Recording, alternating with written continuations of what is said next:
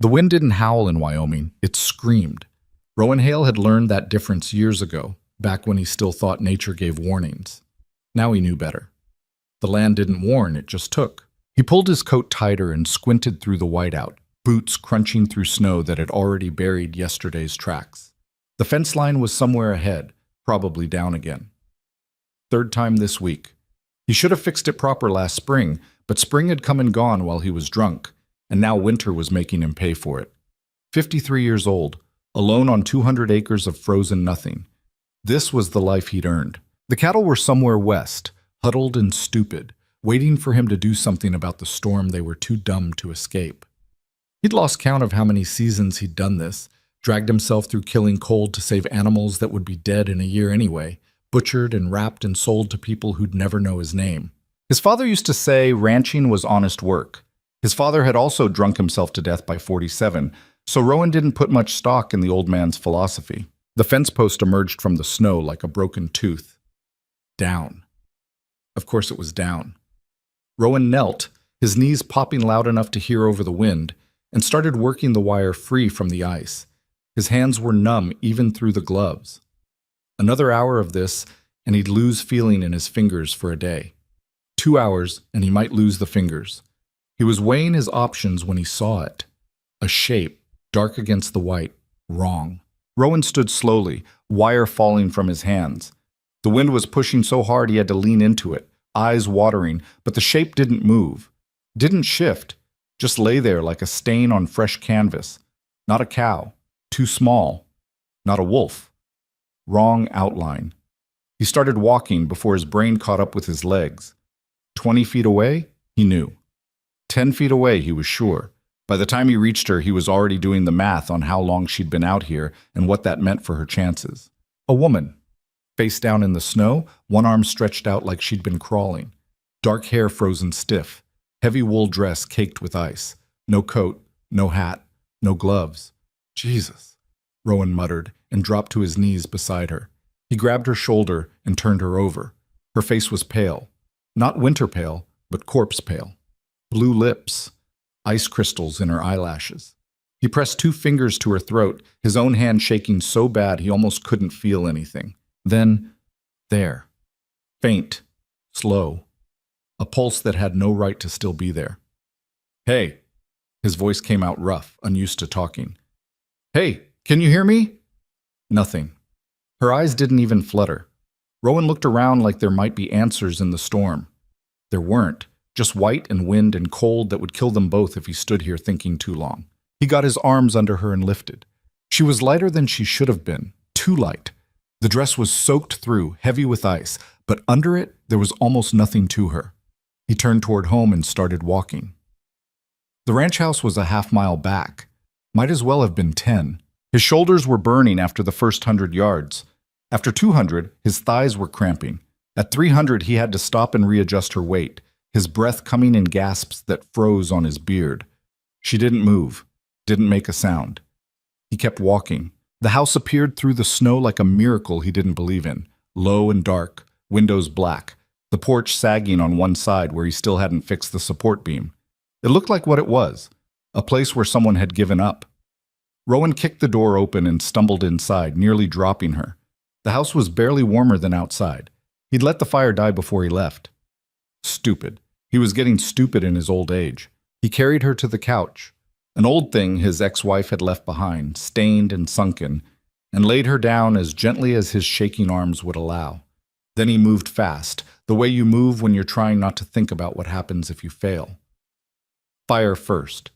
He had kindling laid from yesterday, and the match caught on the second strike. He fed it larger pieces, then logs, until the flames were high enough to matter. Then back to her. Her dress was frozen solid in places. He pulled at it, trying to get the wet fabric away from her skin, but it wouldn't budge. The ice had locked it in place. "Come on," he muttered, yanking harder. Her eyes snapped open. Rowan jerked back, startled. For a second they just stared at each other, him kneeling beside the couch, her flat on her back with ice melting into the cushions. Her eyes were gray, light gray, like morning fog, and terrified. "You're safe," Rowan said quickly, hands up. "You're inside. You were freezing out there." She tried to sit up and gasped, face twisting in pain. Her hand went to her side, clutching at something he couldn't see under the dress. "Don't move," Rowan said. "You're hurt. Just stay still." She didn't listen. She pushed herself up anyway, shaking so hard her teeth rattled, and swung her legs off the couch. Her feet hit the floor and she tried to stand. Her knees buckled immediately. Rowan caught her before she hit the ground, and she let out a sound, small and broken, that made something twist in his chest. "Easy," he said.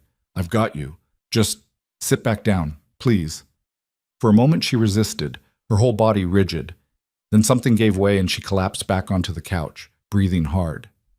"I need to get this dress off you," Rowan said, keeping his voice level. "You're soaked through. You'll die of cold if—" "No." The word came out sharp, final. Rowan blinked. "You'll freeze." "No," she said again, and this time her hand clamped down on the dress so hard her knuckles went white. He sat back on his heels, studying her. She was looking at him like he might strike her, like she was waiting for it. "Okay," he said slowly. "Okay. No dress. But I need to get you warm, you understand? You were half dead out there." She didn't answer, just watched him with those fog-gray eyes, her whole body trembling. Rowan stood and went to the hall closet, pulling out every blanket he owned, 4 in total, all of them old and thin. He brought them back and started layering them over her, careful not to touch her more than necessary. "There's a bedroom upstairs," he said. "Bed's better than this couch.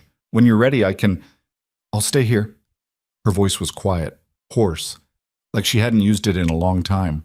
"All right." Rowan stepped back, giving her space. "You need water, food. When's the last time you ate?" She didn't answer. He went to the kitchen and filled a glass from the tap. When he came back, she was sitting up straighter, the blankets pulled tight around her shoulders. She took the glass with both hands and drank like someone who'd forgotten what water tasted like. "Slow," Rowan said. "You'll make yourself sick."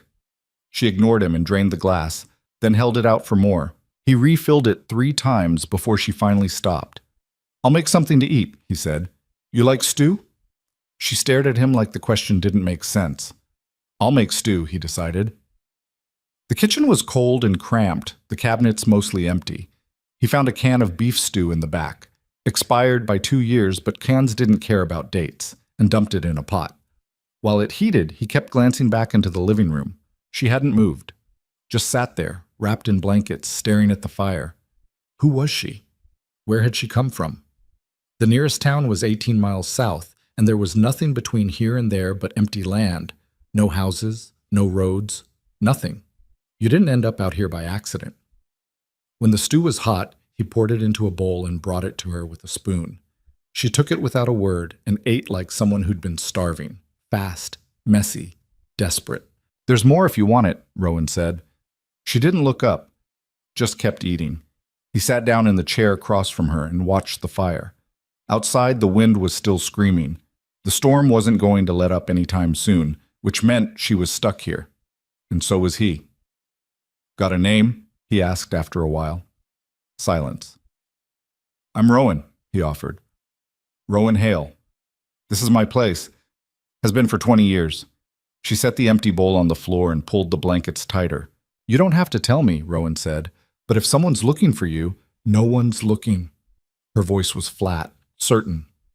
Rowan nodded slowly. "Okay." They sat in silence for a long time. The fire popped and hissed. The wind rattled the windows. Rowan's mind was working through logistics, how long the storm would last, whether he had enough food for 2, what he was supposed to do with a half-frozen stranger who wouldn't even tell him her name. "You can call me Alara," she said suddenly. Rowan looked at her. "That your real name?" "It's the one I'm using." "Fair enough." "All right, Alara," he said. "You're welcome to stay until the storm passes. After that, well, we'll figure it out." She didn't thank him, didn't even acknowledge he'd spoken, just stared at the fire like it held answers she was afraid to hear.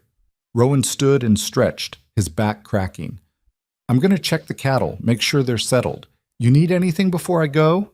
Why did you bring me inside?" The question caught him off guard. He turned back to her, frowning. "What?" "You could have left me," Alara said, still not looking at him. "It would have been easier." Rowan didn't have a good answer for that. Truth was, he'd thought about it. For half a second, standing there in the snow, he'd thought about how much simpler it would be to just walk away. Let the cold finish what it started. One less problem. But he hadn't. "I'm not in the business of letting people die," he said finally. "Most people are." There was something in her voice, not bitterness exactly, just fact, like she was reporting the weather. "Yeah, well," Rowan said, "I'm not most people." He left before she could argue. But bounce. The days that followed developed a rhythm. Rowan woke before dawn, fed the fire, made coffee. Alara would already be awake, sitting on the couch in the same position he'd left her the night before, like she hadn't moved at all. Maybe she hadn't. He'd offer her breakfast. She'd eat in silence. He'd go out to tend the cattle, fix whatever the cold had broken overnight. When he came back, she'd be in a different spot, the chair by the window or standing near the fire, but still silent, still wrapped in those blankets, still wearing that damn dress. He tried asking questions at first. "Where are you from? How'd you end up out here? You got family somewhere?" She never answered. After the third day, he stopped asking. Instead, they existed in parallel. Two people in the same small house, orbiting each other like planets that never quite touched. Rowan had lived alone for 6 years. He'd gotten used to the silence, even learned to like it. But this was different. This silence had weight to it. It pressed down on the house like the snow pressed down on the roof. On the fourth night, he woke to a sound. At first he thought it was the wind. Then he realized it was coming from inside. He got up and crept downstairs. The living room was dark except for the dying fire. Alara was on the couch, curled into a ball, making a noise he'd never heard another person make, small and desperate, like an animal caught in a trap. "Hey," Rowan said softly, staying near the stairs. "You okay?" She didn't answer, didn't even seem to hear him. He moved closer. Her eyes were open, but she wasn't seeing the room. She was somewhere else. Somewhere bad. "Alara," he said, louder this time. She flinched so hard she nearly fell off the couch. "It's just me," Rowan said quickly, hands up. I think you were having a nightmare." She stared at him, breathing hard, and for a moment he thought she might run. Then she seemed to remember where she was. Her shoulders dropped, her hands unclenched. "Sorry," she whispered. "Don't be." He went to the fire and added a log, giving her space to collect herself. "Happens to me too sometimes," he said, not looking at her. "Dreams, bad ones. Used to be worse." "What do you dream about?" The question surprised him. It was the first time she'd asked him anything. "My wife," he said. "Ex-wife. And the things I did that made her leave." He could feel Alara watching him. "You miss her?" Rowan thought about that. "I miss who I was when she was here. Or who I thought I was. Turns out I was wrong about that. People usually are." He looked at her then. She was sitting up now, the blankets pooled around her waist. In the firelight, her face looked younger than he'd first thought. Maybe 30. Maybe younger. "What do you dream about?" he asked. Her expression shuddered immediately. "Nothing I want to talk about." "Fair enough." He started to head back upstairs, then stopped. "If you need anything," he said, "I'm right up there. Just yell." "I won't yell." "Why not?" She pulled the blankets back up around her shoulders. "Because yelling makes them find you faster." Rowan wanted to ask who them was. He didn't. He went back to bed and stared at the ceiling until morning. He did. On the 7th day, the storm finally broke. Rowan stood on the porch, coffee in hand, watching the sun rise over land that looked like it had been scrubbed clean. The snow had stopped. The wind had died. Everything was still and white and perfect. He hated it. Perfect never lasted. Perfect was just the breath before everything went to hell again. Behind him, the door creaked open. He didn't turn around. "It's clear," Alara said quietly. "Yeah. I should go." Now he turned. She was standing in the doorway, still in that dress, still wrapped in his blankets. She looked stronger than she had a week ago. The color had come back to her face, but her eyes were the same, watchful, wary, waiting for the blow. "Where?" Rowan asked. "Does it matter?" "It does if you're walking. Nearest town is 18 miles. You won't make it in those clothes." "I'll manage." "You'll die." She met his eyes then, and he saw something in them that made his chest tighten. She wasn't afraid of dying. She was afraid of something worse. "What are you running from?" he asked. "Everything." "That's not an answer." "It's the only one I have." Rowan set his coffee down on the porch rail and crossed his arms. He was a big man, 6'3", 200 pounds of muscle gone soft around the edges. He knew how to use his size to intimidate when he needed to. He was good at it, but right now he made himself small, leaned back, gave her space. "You can stay," he said. "Long as you need. No questions, no expectations. Just stay." "Why?" "Because walking out there is suicide, and I'm not going to watch you do it." "You don't know me." "Don't have to." She stared at him for a long moment, and he could see her working through it, weighing her options, calculating her odds. Finally, she pulled the blankets tighter and nodded once. "One more day," she said. "One more day," Rowan agreed, but they both knew it was a lie. One day became 3. 3 became a week. The week stretched into 2. Alara didn't talk much, but she started helping. Small things at first: washing dishes, folding blankets, sweeping the floor. Rowan didn't ask her to, she just did it. He tried to give her space, but the house was small, and space was a luxury neither of them could afford. They developed an unspoken choreography. He went left, she went right. He sat in the chair, she took the couch. When he cooked, she stayed in the living room. When she came to the kitchen, he found somewhere else to be. It worked. Mostly. Until the day he found her trying to reach the top shelf in the kitchen and instinctively moved to help. His hand brushed her shoulder, barely, just enough to steady her, and she spun around so fast she knocked over a glass. It shattered on the floor between them. "Don't," she said, her voice sharp and small at the same time. Rowan stepped back immediately, hands up. I was just trying to help." She was shaking, full-body tremors that she couldn't hide. "I'm sorry," he said. "I should have asked first." She didn't answer, just stood there breathing hard, staring at the broken glass like it might come to life and attack her. Rowan knelt slowly and started picking up the pieces. After a moment, Alara knelt too, her hand still shaking as she reached for a shard. "I'm not going to hurt you," Rowan said quietly. "I know." "Do you?" She looked at him then, and he saw the truth in her eyes. She didn't know. She wanted to believe it, but she didn't know. "I'll try to remember," she said finally. "About the touching. I'll try." "You don't have to try. I'll ask. Before. Always." She nodded and went back to picking up glass. They cleaned up the mess in silence. When they were done, Alara went back to the couch and Rowan went outside to chop wood he didn't need.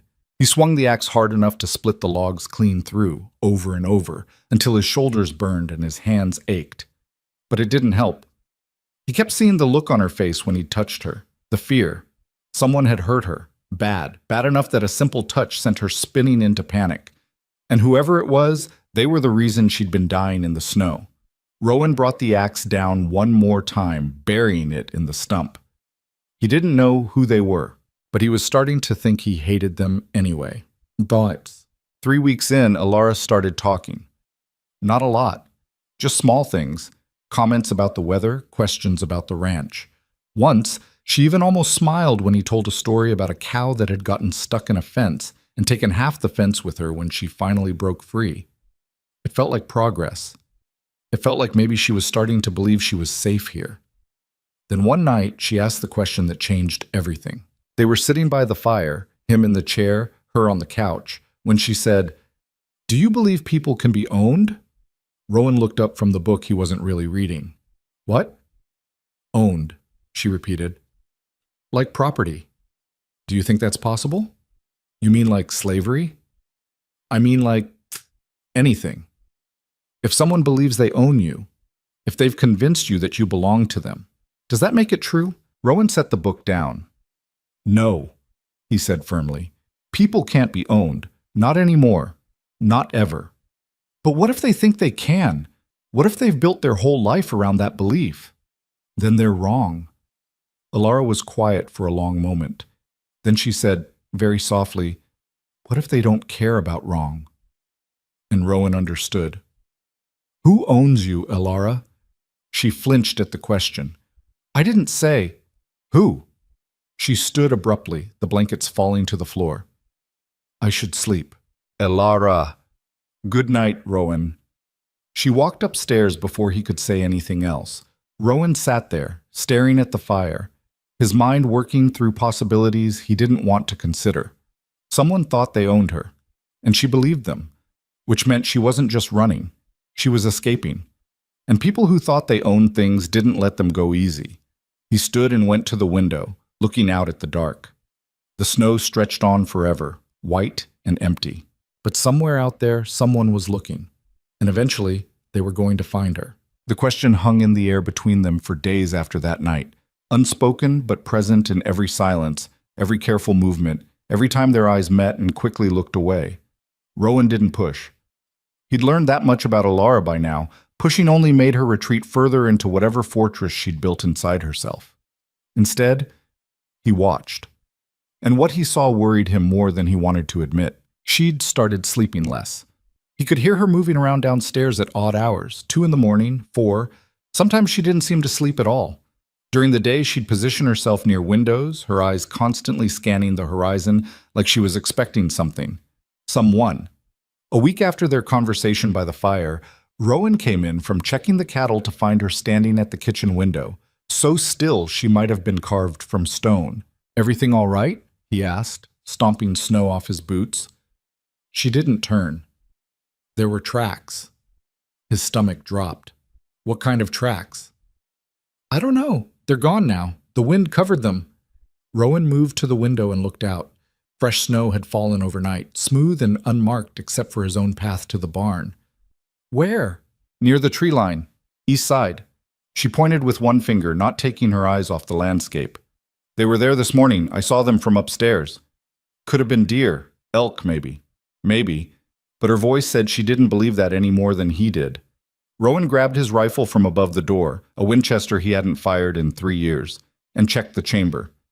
I'm going to take a look around. You stay inside, keep the doors locked. Rowan, just precaution, he said, meeting her eyes. Probably nothing, but I'd rather know for sure. She nodded slowly, her hand moving unconsciously to grip the fabric of her dress at her side.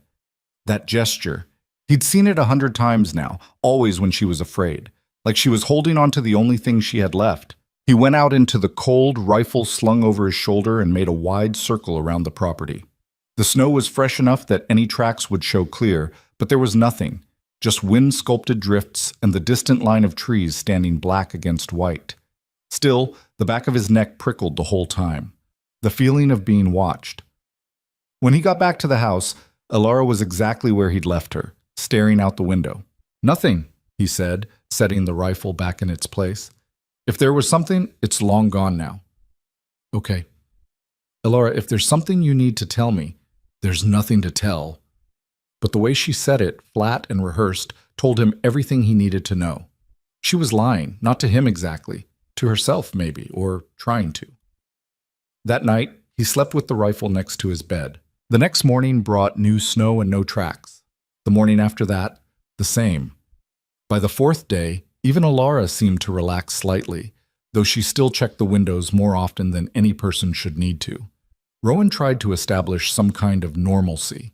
He taught her how to feed the cattle, showed her which fence posts were weak, explained the difference between the cows that would let you walk right up to them and the ones that would kick your teeth in if you got too close. She listened to everything, absorbed it like she was filing it away for later use, and she asked questions, good ones, practical ones. How long could cattle survive without food? What happens if the well freezes? Where's the nearest hospital? That last one stuck with him. 32 miles south, he said. Place called Mercy General. Why? She shrugged. Just seems like something a person should know. You planning on needing a hospital? I'm planning on knowing where one is. Fair enough. It was during one of these teaching sessions, out by the barn while he showed her how to properly stack hay bales, that she finally spoke about herself. Not much. Just enough to crack the door open. I grew up on a farm, she said suddenly, lifting a bale with surprising strength. Smaller than this. Chickens mostly. Some goats. Rowan tried to keep his voice casual. Yeah? Where at? Montana, outside Billings. She positioned the bale and reached for another. My father raised me. My mother died when I was young. Cancer. I'm sorry. Don't be. I barely remember her. She paused, staring at the hay in her hands. He remarried when I was 12. Woman named Catherine. She was fine. Distant, but fine. Rowan waited. He could feel there was more. He died when I was 19, Ilara continued, her voice going quieter. Heart attack. Just dropped dead in the middle of dinner. Catherine sold the farm 6 months later and moved to Seattle. I haven't talked to her since. So you were on your own at 19. I've been on my own a lot longer than that. She lifted another bale, and Rowan noticed the way she moved. Efficient, controlled, like someone who'd learned to make herself small and useful. Someone who'd learned that being noticed was dangerous. What did you do? He asked. After the farm sold? Ilara's hand stopped moving. For a long moment she just stood there, holding the hay bale, her knuckles white against the twine. I made a mistake, she said finally. A big one, and I've been paying for it ever since. What kind of mistake? She set the bale down and turned to face him. Her eyes were hard, but there was something breaking underneath. The kind you don't get to come back from. Before he could respond, she walked out of the barn and back toward the house, leaving him standing there with half the hay unstacked and 100 new questions burning in his mind. That night he made dinner, canned chili and cornbread from a mix, and they ate in silence. Ilara pushed food around her bowl more than she ate it, her mind clearly somewhere else. I shouldn't have said that, she said suddenly. Earlier. About mistakes. Why not? Because now you're going to ask what I meant. I wasn't planning on it. She looked up at him surprised. No? You'll tell me when you're ready, or you won't. Either way, it's your business. She studied his face like she was trying to figure out if he was lying. You're a strange man, Rowan Hale. I've been called worse. I'm sure you have. There might have been the ghost of a smile on her face. Might have been. It was gone too fast to tell. After dinner, Rowan went out to check on the generator. They were due for more snow overnight, and the last thing he needed was to lose power in the middle of a storm. He was elbow deep in the engine compartment when he heard the screen door slam. Ilara came around the corner of the house, wrapped in one of his old coats that was 3 sizes too big for her. Need help? Depends. You know anything about generators? Not a thing. Then no, but you can keep me company if you want. She leaned against the side of the house and watched him work. The sun was setting, painting the snow in shades of pink and gold that would have been beautiful if you didn't know how fast that beauty would turn to killing cold. Can I ask you something? Ilara said after a while. Sure. Why do you live out here? Alone like this? Rowan didn't look up from the generator. Same reason you're running, I guess. Seems safer than the alternative. Which was? Staying married to someone I'd hurt too many times to count. He straightened up and wiped grease off his hands with a rag. I was a drunk, functional mostly, but a drunk all the same. Karen, my wife, she put up with it for 8 years. Kept thinking I'd change. I kept promising I would. And then one day she stopped believing me and packed her bags. Did you try to stop her? No, I helped her load the truck. He tossed the rag aside. She deserved better than what I was giving her. Still does. Last I heard, she remarried.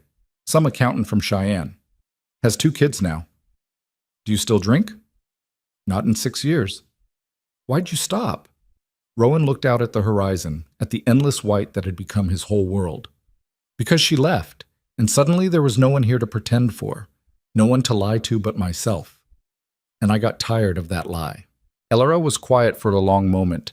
Then she said, I don't think you were as bad as you think you were. You didn't know me then. I know you now. And the man who carried a dying stranger out of a blizzard doesn't sound like someone who's all bad. People are complicated, Rowan said. We're all bad and good at the same time. The trick is figuring out which one wins on any given day. And which one is winning today? He looked at her then, really looked at her. She'd gained weight since she'd been here, not much, but enough that her face didn't look quite so hollow. Her hair had thawed and dried, falling in dark waves past her shoulders. She was younger than he'd thought. Maybe 28, maybe 30. Hard to tell when someone's face had been carved by fear. Today I'm trying to fix a generator before we freeze to death, he said. So I guess we'll see. She almost smiled again. Almost. The generator cooperated after another 20 minutes of coaxing, rumbling to life with a sound that was half purr, half death rattle.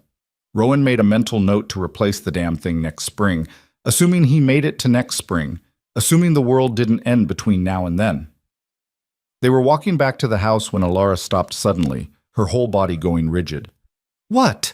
Rowan said, his hand instinctively moving to the knife on his belt. She was staring at the tree line again, the same spot where she'd seen the tracks days before. "There."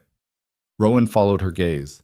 At first he didn't see anything, then movement, just a flash, dark against the snow. "Inside," he said quietly. "Rowan, now." They moved quickly, but didn't run. Running triggered predator instincts, and whatever was out there, Rowan wasn't ready to confirm if it was predator or prey. They got inside and he locked the door, then went straight for the rifle. "Could be an elk," he said, checking the chamber again. "Could be a wolf. Could be nothing." "It's not nothing." He looked at her. She was standing in the middle of the living room, her hands clenched into fists at her sides, her whole body shaking. Not from cold, from terror. "Alara, what aren't you telling me?" "I can't." "Yes, you can. Whatever this is, whatever you're running from, I can't help you if I don't know what I'm dealing with." "You can't help me anyway." The words burst out of her like they'd been held under pressure. "Nobody can, don't you understand? He owns me. He owns me, and he's not going to stop until he finds me. And when he does—" She cut herself off, pressing her hands over her mouth like she could stuff the words back in. Rowan set the rifle down carefully and took a step toward her, then stopped, remembering. "Can I come closer?" She nodded, her hands still over her mouth. He closed the distance between them slowly, like he was approaching a spooked horse. When he was close enough, he lowered his voice and said, "Who owns you?" "I can't say his name." "Why not?" "Because saying it makes it real." "It's already real, Alara. It's out there in the snow watching this house. So you can either tell me what I'm up against, or I can go out there blind and probably get myself killed. Your choice." She dropped her hands. Her face was pale, her eyes wet, but no tears falling. "His name is Dr. Marcus Venn." The name meant nothing to Rowan, but the way she said it, like it tasted like poison, told him everything he needed to know about the man. "Doctor," Rowan repeated. "Medical doctor?" "He calls himself that. He has degrees, credentials. A practice in Great Falls where he sees patients and plays the part of a respected professional." Her voice was shaking now, words tumbling out faster. "But that's not what he is. That's not what he does." "What does he do?" Alara walked to the window and looked out, her arms wrapped around herself. "He collects women. That's what he calls it. Collecting. Like we're things, objects. He finds women who have nowhere to go, no one looking for them, and he offers them help, a place to stay, medical care, safety. And then he makes sure they can't leave." She turned to face him. "He has a compound, north of Great Falls, hidden in the mountains. Looks like a wellness retreat from the outside, all glass and modern architecture and beautiful views. But underneath, there are rooms, locked rooms, and that's where he keeps us." Rowan felt something cold settle in his stomach. "How many?" "I don't know. I only saw 6 others while I was there, but I heard him talking once on the phone. He mentioned numbers. Inventory, he called it. 20, maybe more." "For how long? How long were you there?" Alara's laugh was bitter and broken. 3 years, 4 months, 18 days. The precision of it hit Rowan like a fist. She'd been counting. Every single day she'd been counting. "He kept you locked up for 3 years. "He kept me alive for 3 years, she corrected. "There's a difference. Locked up means you still have agency." "I didn't. None of us did. We were his experiments, his research subjects, his property." "Experiments?" Rowan's jaw tightened. "What kind of experiments?" "The kind that leave scars." She said it simply, matter of fact, but Rowan saw the way her hand moved to her side again, gripping the dress, holding on to whatever was underneath. "He hurt you. He studied me. Pain tolerance, healing rates, psychological breaking points. He's very thorough, takes detailed notes. He used to read them to me sometimes, like he was proud of his work." Rowan had to turn away. He walked to the fireplace and braced his hands against the mantel, his whole body shaking with an anger he hadn't felt in years, the kind of anger that made men do stupid, dangerous things. "How did you get out?" he asked when he trusted his voice. "There was a fire, small one, in the kitchen. Nothing serious, but it triggered the alarm system. The doors unlocked automatically, safety feature he'd overlooked. I was in the hallway when it happened. I didn't think, I just ran. And he's been looking for you ever since. He doesn't let his property go easily." Rowan turned back to face her. "You're not property." "Try telling him that." "I will. When he shows up, I'll tell him exactly that." Alara shook her head. "You don't understand. He's not just going to knock on the door and ask politely. He'll bring people. Men who do what he tells them without question. And they won't stop. They'll burn this place to the ground if they have to. Let them try." "Rowan, you can't." "I can, and I will." He picked up the rifle again. "You're under my roof now. That makes you my responsibility. And I don't give up my responsibilities easy." "This is insane. You don't owe me anything." "Maybe not. But I'm doing it anyway." They stared at each other across the room, two stubborn people refusing to back down. Finally, Alara broke the silence. "Why?" "Because someone should have done it 3 years ago. Someone should have stopped him before he ever laid hands on you. And since they didn't, I guess it falls to me." "You're going to get yourself killed." "Probably." Rowan checked the rifle's sight. "But at least I'll die doing something that matters." The look on her face was complicated, gratitude and terror, and something else he couldn't quite name. Then she crossed the room and did something he never expected. She hugged him. It was brief, awkward, her whole body stiff like she'd forgotten how. But she did it, and when she stepped back there were tears on her face. "Thank you," she whispered. Rowan nodded, not trusting himself to speak. That night, neither of them slept. Rowan sat in the chair by the window, rifle across his lap, watching the tree line. Alara sat on the couch, wrapped in blankets, watching him. "Tell me about her," she said after midnight. "Your wife." "Why?" "Because if we're going to die tomorrow, I'd like to know something real about you first." Rowan was quiet for a long moment. Then he started talking. "Her name was Karen Mitchell before she married me. Grew up in Laramie, daughter of a Methodist preacher. Came to Wyoming to teach school. I met her at a bar. Ironic, considering, and spent 6 months working up the courage to ask her out." "What was she like?" "Patient. Too patient, probably. She believed people could change if they wanted to badly enough. Believed in second chances, third chances. Hell, she gave me chances I didn't deserve." "Did you love her?" "More than I knew how to show." That was the problem. I loved her, but I loved the bottle more. And eventually she figured that out. "Do you regret it?" "Every day." Alara pulled the blankets tighter. "I was engaged once, before Ven. His name was Thomas. He was a mechanic, good with his hands, terrible with words. He proposed at a rest stop outside Billings, gave me a ring he'd bought at a pawn shop." "What happened?" "I said yes. We were going to get married in the spring, but then my father died, and Catherine sold the farm, and I had nowhere to go. Thomas offered to help, but his family was struggling too. I didn't want to be a burden, so I left." "Where'd you go?" "Great Falls. I'd heard there were jobs in the city. I thought I could make it on my own." She laughed, but there was no humor in it. "I lasted 3 weeks before I ran out of money. That's when I met Dr. Van." "How?" "He found me at a shelter. Showed up one day offering free medical exams, said he was doing community outreach. I had a cough that wouldn't quit, so I let him check me out. He was kind, professional, told me I needed medication but couldn't afford it on my own. Then he offered me a job at the compound. He called it a research facility. Said he was studying long-term health outcomes in controlled environments, offered room, board, and a stipend. It sounded too good to be true." "It was." "Yeah." Alara's voice went flat. "By the time I figured that out, the doors were already locked." They sat in silence after that, watching the snow fall outside. Rowan kept his eyes on the tree line, but nothing moved.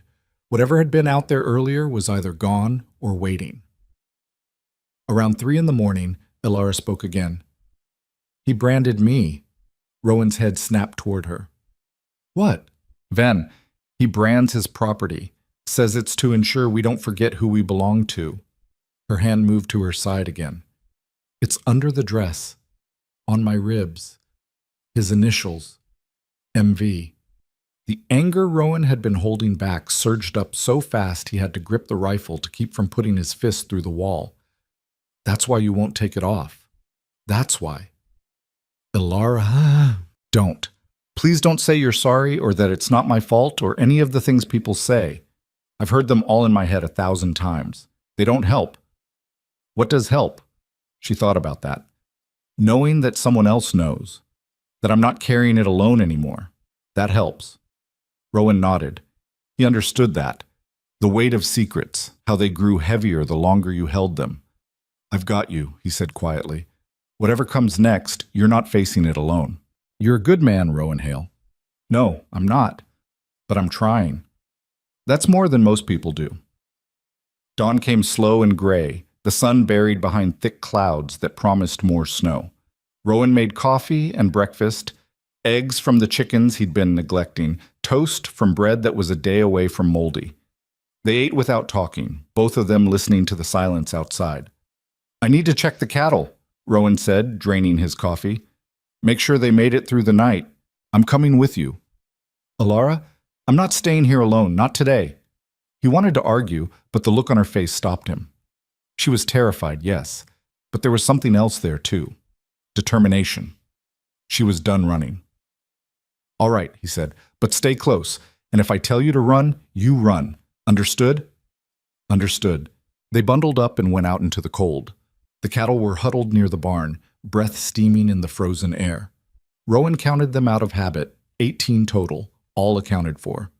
He checked the water trough, broke up the ice with a hammer, filled it from the pump. Ilara stood nearby, scanning the tree line like a sentry. She was wearing the too-big coat and a pair of his old boots, her hair tucked under a knit cap. She looked small and fierce at the same time. Nothing, she said after a while. Maybe he gave up. Men like that don't give up. Then maybe he went back to look somewhere else. Maybe. But Rowan didn't believe it. People like Ven, people who thought they owned other people, they didn't just give up. They waited. They planned. And when they struck hard. They were walking back to the house when Rowan saw it. Fresh tire tracks in the snow, leading up to the main road and then turning west. Wide tires. Heavy vehicle. Recent enough that the snow hadn't filled them in yet. He was here, Ilara whispered, staring at the tracks. Last night, while we were inside. Rowan knelt and examined the prints. SUV, probably, 4-wheel drive. Stopped right here, then turned around and left. Why would he leave? Could be he's waiting for backup. Could be he's making sure this is the right place. Either way, he knows where you are now. Ilara's face had gone white. We need to leave. Right now, before he comes back. Where would we go? If he found you here, he can find you anywhere. Then what do we do? Rowan stood and looked back toward the house, his mind working through options. They had maybe a day, maybe less, before Ven came back with whoever he was bringing. They could run, but running only delayed the inevitable. They could call the police, but Ilara had already explained why that wouldn't work. Ven had connections, money, lawyers who could make her look crazy and him look innocent, which left one option. We make a stand, Rowan said. Are you insane? Probably, but it's better than spending the rest of your life looking over your shoulder. He'll kill you. He'll try. Ilara grabbed his arm, her grip surprisingly strong. Rowan, please, I can't watch another person die because of me. Who else died? She let go and turned away. There was a woman, Rachel. She tried to escape 6 months before I did. Made it all the way to the highway before they caught her. Ven made all of us watch what he did to her, to make sure we understood the consequences. What happened to her? He didn't kill her. That would have been kinder. He just made sure she'd never try again. Rowan felt sick. We're not running, Ilara, and we're not dying. We're ending this. How? I don't know yet, but I've got until he comes back to figure it out. They went inside and Rowan started preparing. He cleaned the rifle, checked his ammunition, 20 rounds total, plus another box of 30 in the closet. Not much, but it would have to do.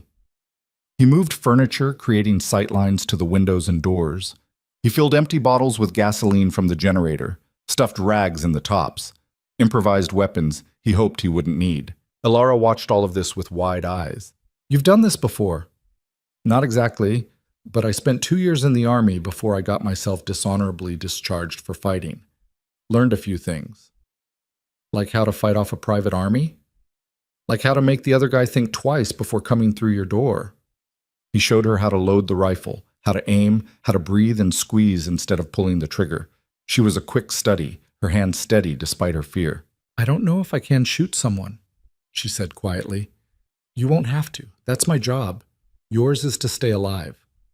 And if you go down, then you run like hell and don't look back." She shook her head. "I'm not leaving you, Ilara. I already left one good man behind. I'm not doing it again." There was no arguing with that tone. Rowan knew it because he'd used it himself plenty of times. The tone that said the decision was made and nothing would change it. "All right," he said. "Then we stick together, no matter what." "No matter what," she agreed. They spent the rest of the day fortifying the house as best they could. Rowan boarded up the downstairs windows, leaving small gaps to see and shoot through. He moved his truck to block the driveway, making it harder for vehicles to approach. He set up tripwires in the snow, just fishing line tied to empty cans filled with pebbles. Primitive, but they'd make noise. Ilara worked beside him, never complaining, never slowing down. She was stronger than she looked, stronger than she probably knew. As the sun started to set, they stood on the porch and looked out at the work they'd done. The house looked like a fortress now, or a trap, hard to tell which. "You really think this will work?" Ilara asked. "I think we're about to find out." That night they waited. Rowan took first watch, sitting in the dark with the rifle across his lap. Ilara tried to sleep on the couch but gave up after an hour and joined him by the window. "Tell me about Thomas," Rowan said quietly. "Your fiancé. What was he like?" Ilara smiled, a real smile this time, sad but genuine. "He was quiet. Spent more time with engines than people. But when he talked, it mattered. He didn't waste words." "You loved him." "I did. Still do, in a way, even though I haven't seen him in 4 years." "You think he's still in Billings?" "I don't know. I hope so. I hope he found someone better than me, someone who didn't run away." "You didn't run away. You survived." She looked at him. "Is there a difference?" "Yeah. Running away is giving up. Surviving is fighting to see another day. You fought. You're still fighting." Ilara leaned her head against the wall. "I'm tired of fighting." "I know. But you're good at it. That counts for something." They sat in comfortable silence after that, watching the snow and waiting for whatever came next. It came at dawn. The cans rattled first. Rowan was on his feet before the sound fully registered, rifle already in his hands. Ilara jerked awake on the couch, eyes wide and instantly alert in that way that told him she'd spent years learning to wake up ready to run. "How many?" she whispered. He moved to the window and peered through the gap in the boards. The sky was that flat gray color that came just before sunrise, light enough to see shapes but not details. 2 vehicles, dark SUVs, just like the tracks had suggested, parked at the end of the driveway where his truck blocked further access. 4 men that he could see, maybe more in the vehicles. "Enough," Rowan said quietly. The men weren't rushing. That's what struck him first. They moved with the casual confidence of people who knew they had all the time in the world, like this was just another job. 2 of them started walking up the driveway while the other 2 hung back by the vehicles. One of the approaching men was tall, maybe 6'5", built like he spent serious time in a gym. The other was shorter, wiry, with the kind of economical movements that suggested military training. Both wore heavy coats and carried themselves like they were armed. "Is one of them Ven?" Rowan asked. Ilara moved beside him, careful to stay out of sight, and looked. Her whole body went rigid. "The one by the first SUV. Gray coat. That's him." Rowan shifted his angle and spotted the man she meant. Average height, maybe 50 years old, with silver hair and wire-rimmed glasses that caught the dim light. He stood with his hands in his pockets, watching his men approach the house like he was observing an experiment. Which, Rowan supposed, he probably was. "Stay away from the windows," Rowan said. "Get behind the couch. If shooting starts, you keep your head down." "What are you going to do?" "Talk first, shoot second." The 2 men reached the porch. The big one knocked, 3 solid thumps that shook the door in its frame. "Mr. Hale," a voice called out. Professional, polite, like they were selling insurance. "We know you're in there. We'd like to have a conversation." Rowan didn't answer. He moved to a position where he could see the door and kept the rifle trained on it. Another knock. "Mr. Hale, we're not here to cause trouble. We're just looking for someone. A young woman, dark hair, about 5'6". "She's sick, Mr. Hale. She needs medical attention. We're here to help her." "Lying piece of trash," Alara hissed from behind the couch. The voice continued. "We've been authorized to offer compensation for your trouble. $5,000, cash, if you just open the door and let us talk." Rowan stayed silent. Every instinct told him that opening that door would be the last mistake he ever made. A longer pause this time. Then the sound of footsteps on the porch, moving to the window. Rowan saw the big man's face appear at the gap in the boards, peering inside. Their eyes met. The man smiled. It wasn't a friendly smile. "He's armed," the man called back toward the vehicles. "Rifle. Looks like a Winchester." "Of course he is," a new voice answered. Ven's voice, smooth and cultured, with just a hint of amusement. "Mr. Hale is protecting his property. That's admirable. Very American." Ven started walking up the driveway, his hands still in his pockets, completely unconcerned about the rifle pointed in his general direction. The 2 men on the porch stepped aside to let him approach. He stopped at the bottom of the porch steps and tilted his head, studying the boarded windows like they were an interesting puzzle. "Mr. Hale," he said, "I'm Dr. Marcus Ven. I believe you have something that belongs to me." Rowan found his voice. "People don't belong to other people." "A noble sentiment. I don't disagree with the philosophy. But legally speaking, the young woman in your home signed a contract. A very detailed contract that grants me certain rights regarding her care and custody. I have the paperwork in my vehicle if you'd like to review it." "Contract signed under duress isn't worth the paper it's printed on." Ven smiled. "You're better educated than I expected, but duress is such a subjective term, don't you think? What one person considers coercion, another might view as simple persuasion. It would take years in court to determine the difference. Years that Miss Voss doesn't have." "Her name is Alara," Rowan said, "and she's not going anywhere with you." "I admire your conviction, truly, but you're out of your depth here, Mr. Hale. This isn't a situation you can solve with frontier justice and a hunting rifle. Watch me." Ven's smile widened.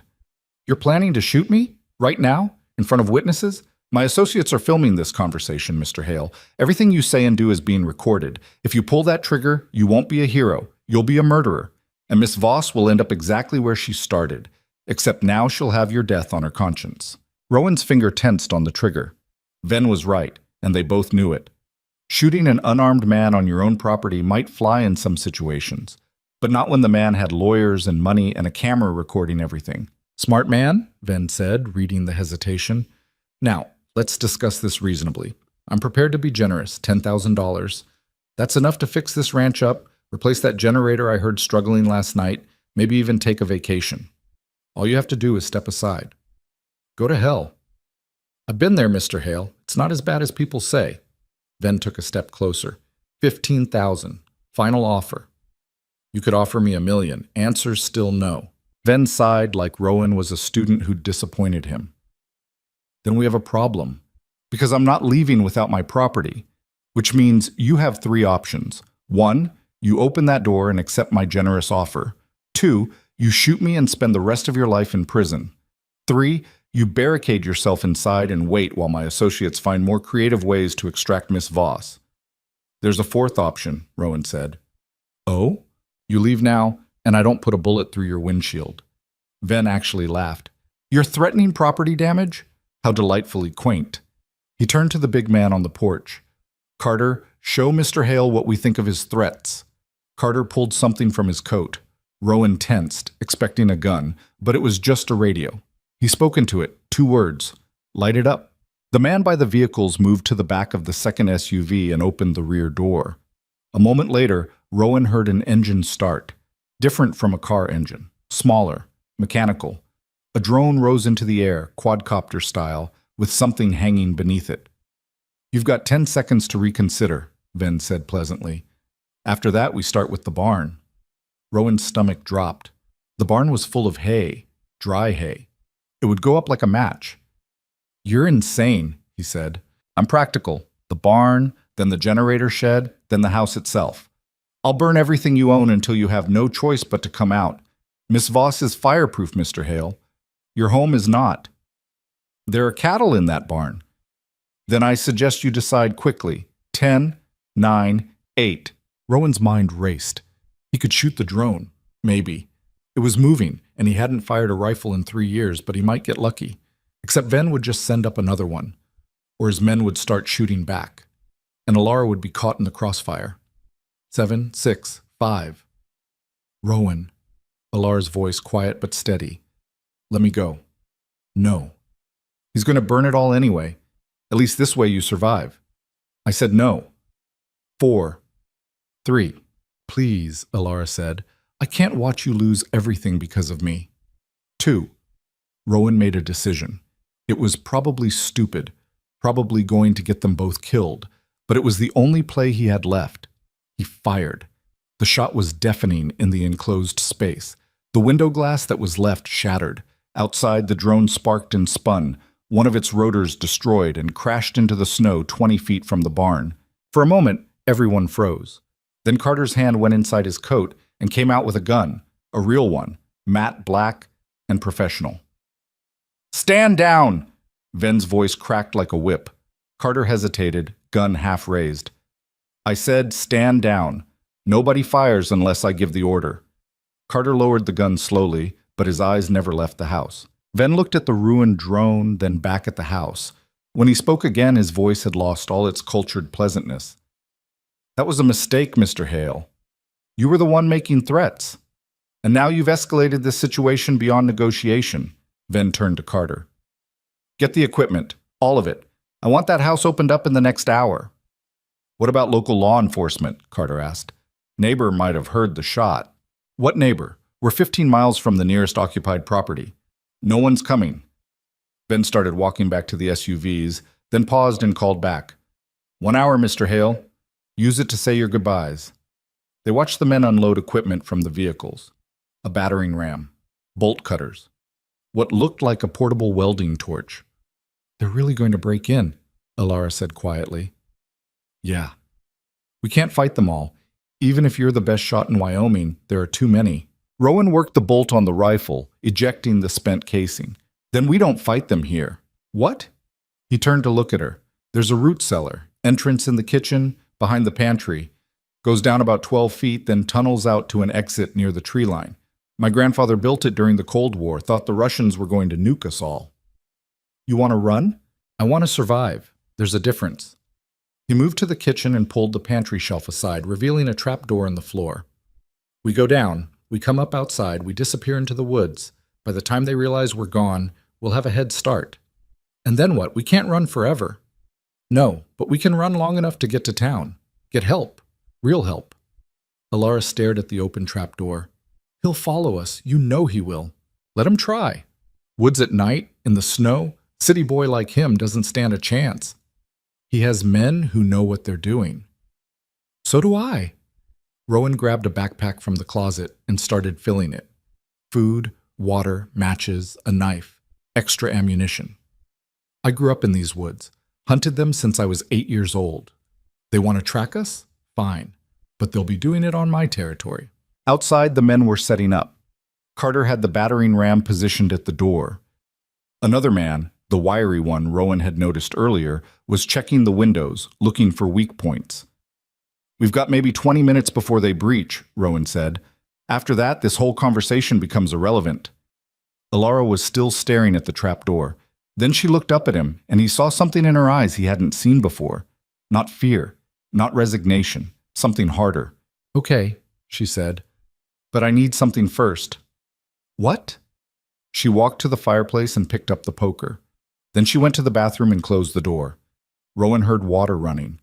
A long silence. Then a sound that made his blood run cold. Alara screaming, just once, short and sharp. He was at the bathroom door in 3 steps. "Alara! Don't come in!" Her voice was shaking but determined. "Just don't!" "What did you do?" The door opened. She stood there, pale and sweating, with the poker in one hand. The tip was red. "I burned it off," she said. "The brand. I'm not wearing his mark anymore." Rowan looked at her in shock. The dress was pulled up slightly on one side, and he could see the edge of a fresh burn on her ribs, raw and red, but the shape of the letters was gone, replaced by formless scar tissue. "That's infected," he said automatically. "You need antibiotics. I'll worry about infection after we're not dead." She dropped the poker and straightened up, wincing. "Let's go." Rowan wanted to argue, wanted to tell her she was crazy, but there wasn't time. The sound of the battering ram hitting the door echoed through the house. Once, twice, the wood splintering on the third hit. "Now," he said, and they dropped into the cellar. The darkness was absolute. Rowan found the flashlight he'd stashed down here years ago and clicked it on. The beam showed a narrow space, dirt walls held up by timber beams that had been here since 1962. The air smelled like earth and rot and old fear. Above them, the battering ram hit again. Voices shouting. The sound of the door finally giving way. "Move," Rowan whispered and started crawling toward the far end of the tunnel. It was tight, barely wide enough for his shoulders. Alara was smaller, but he could hear her breathing hard behind him, the kind of breathing that came from pushing through pain. The burn on her side must be agony in this confined space, but she didn't complain. The tunnel seemed longer than he remembered. It had been years since he'd been down here, not since Karen left, and he'd come down drunk one night thinking about how easy it would be to just seal himself in and wait for the end. He'd sobered up instead, fixed the exit hatch, then never came back, until now. Behind them, the sounds of the house being ransacked filtered down through the dirt. Men shouting, furniture being thrown. They were tearing the place apart looking for them. "Where are they?" Ven's voice, muffled but audible. "Check everything. They didn't just vanish." Rowan reached the exit hatch and pushed. It didn't budge. He pushed harder, and something gave. Snow, piled up on top of the door. He shoved with both shoulders, and the hatch finally opened, dumping snow down on his head. Cold air rushed in, sharp and clean after the stale tunnel air. He pulled himself up and out, then reached back to help Alara. She grabbed his hand and he hauled her up into the pre-dawn light. They were in the trees, 50 yards from the house. Through the branches, Rowan could see the men moving around inside, their flashlights cutting through the dark interior. "This way," he whispered, and started moving deeper into the woods. The snow was knee-deep in places, making every step exhausting. Alara struggled but kept up, one hand pressed against her side where the fresh burn must be screaming. Rowan tried to keep to the harder-packed snow where their tracks wouldn't show as clearly, but there was only so much he could do. They were leaving a trail. And Ven's men would find it eventually. They'd been walking for maybe 15 minutes when Rowan heard the shout from behind them. "Tracks, northwest of the house. Move faster," Rowan said, no longer whispering. Speed mattered more than silence now. They crashed through the woods, branches whipping at their faces. Alara was falling behind, her breathing ragged. Rowan grabbed her hand and pulled her along, ignoring her gasp of pain. "Can't stop," he said. "Not yet. I know." Behind them, more voices, the sound of men running. They were being pursued by people who were younger and fitter and probably not carrying 3-year-old trauma in every step. Rowan's mind raced through the geography. They were heading northwest, which meant the creek was somewhere ahead. This time of year it would be frozen, but the ice might not hold. If they could cross it, and the ice broke under their pursuers, a gunshot cracked through the air. Bark exploded off a tree to Rowan's left. "They're shooting at us!" Alara gasped. "Warning shots," Rowan said, though he wasn't sure he believed it. "They want you alive." "What about you?" "Let's not find out." The creek appeared ahead, a white slash through the trees, snow-covered ice reflecting the gray dawn. Rowan skidded down the bank and tested the ice with one foot. It creaked, but held. "Carefully," he said, starting across. "Spread your weight." They were halfway across when Alara's foot broke through. She went down to one knee, her leg plunging into the freezing water. "Help!"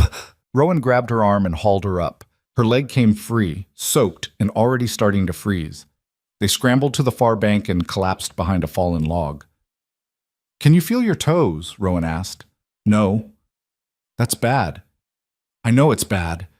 She was shivering violently now, her teeth chattering. "What do we do?" Rowan looked back the way they'd come. He could see flashlights in the trees getting closer, maybe 5 minutes before they reached the creek. "We need to split up," he said. "What?" "No. Listen to me." He grabbed her shoulders, made her look at him. "You go west, follow the creek. About 2 miles down, there's an old hunting cabin. Doors usually unlocked. Get inside, start a fire, warm up that leg." "What about you?" "I'm going to lead them east, away from you. They'll catch you." "Maybe, but at least you'll be safe." "Rowan, I'm not leaving you to—" "This isn't a discussion." His voice came out harsher than he meant. He softened it. "You wanted to know why I brought you inside that first night? Why I didn't just leave you in the snow?" She nodded, still shivering. "Because everyone deserves a chance to be free, and you never got yours. So I'm giving it to you now. Take it, please." Tears were freezing on her face. "I don't want to be free without you." The words hit him harder than he expected. For a moment he just looked at her, this woman who'd been broken and branded and hunted, who had every reason to trust no one, who was somehow trusting him with her life. "West," he said quietly. 2 miles, hunting cabin. Wait for me there." "How long?" "As long as it takes." She grabbed his face with both hands and kissed him, quick and desperate and tasting like fear and salt and something that might have been goodbye. Then she was gone, limping west along the creek, one leg dragging slightly. Rowan watched her disappear into the trees. Then he stood up, made sure he was visible from across the creek, and started running east. The shout went up immediately. "There! East side!" Rowan crashed through the undergrowth, making as much noise as possible. He wanted them to follow, needed them to follow. Behind him, the ice on the creek groaned and cracked. Someone cursed. A splash. More cursing.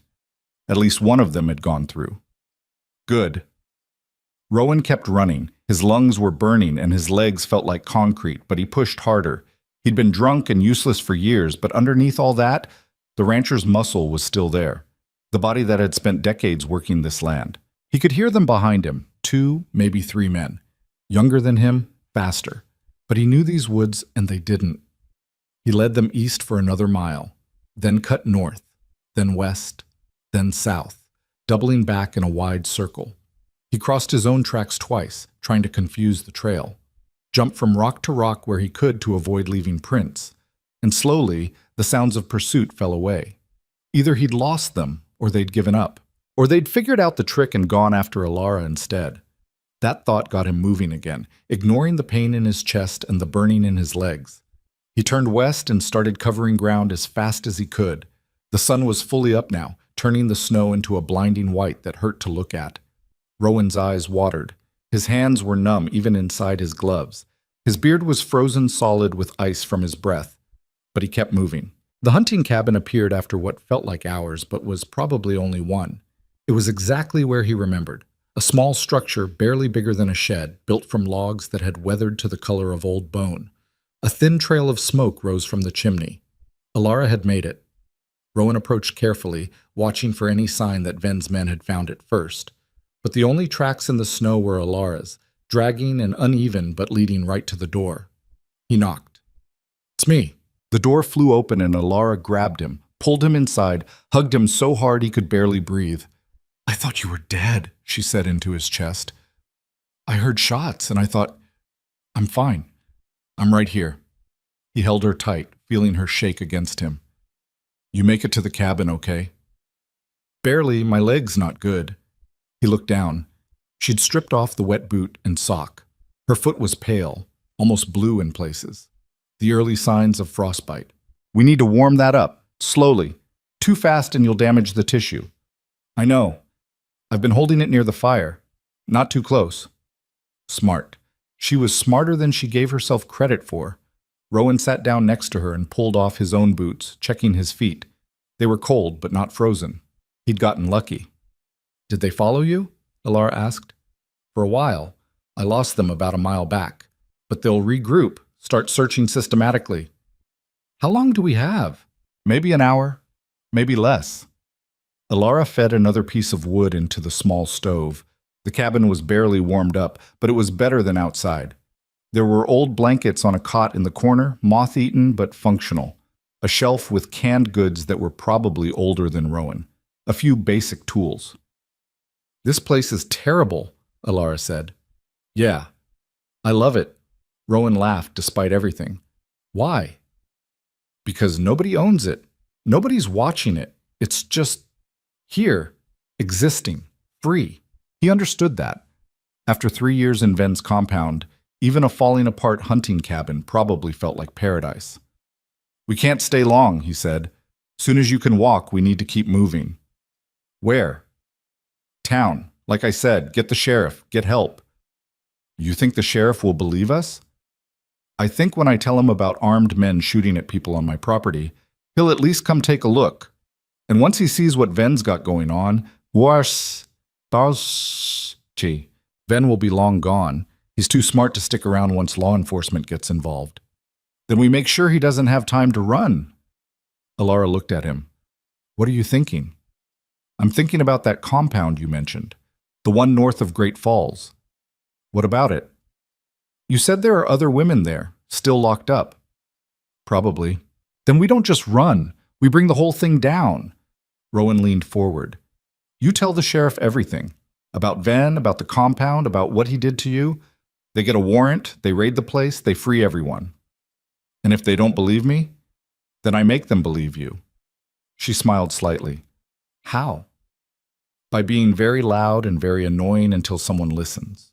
They sat in silence for a while, warming up, gathering strength. Outside, the wind had picked up again. More snow was coming. "Rowan?" Alara said quietly. "Yeah?" "Why did you kiss me back at the creek?" He was quiet for a long moment. "Because I wanted to. Because I thought it might be the last chance I got. Because..." He trailed off, trying to find the right words. "Because you're the first person in 6 years who made me remember what it feels like to care about someone." That's a lot of pressure to put on a person. "I know. I'm sorry." "Don't be." She rested her head on his shoulder.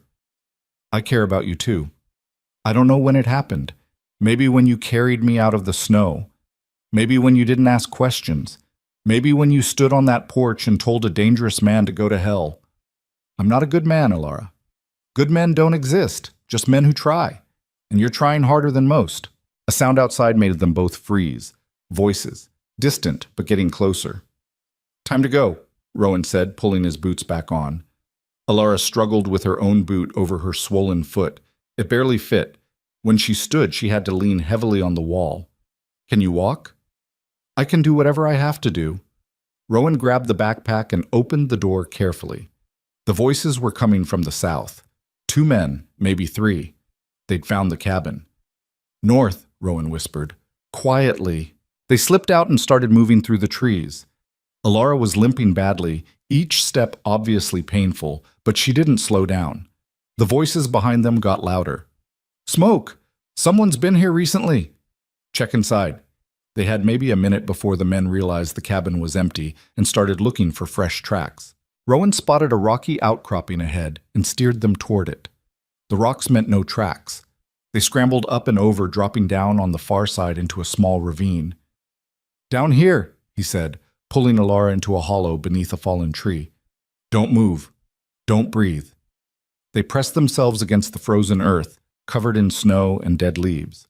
The voices got louder, footsteps crunching through snow, very close now. "Tracks here. 2 sets. Recent." "Which way?"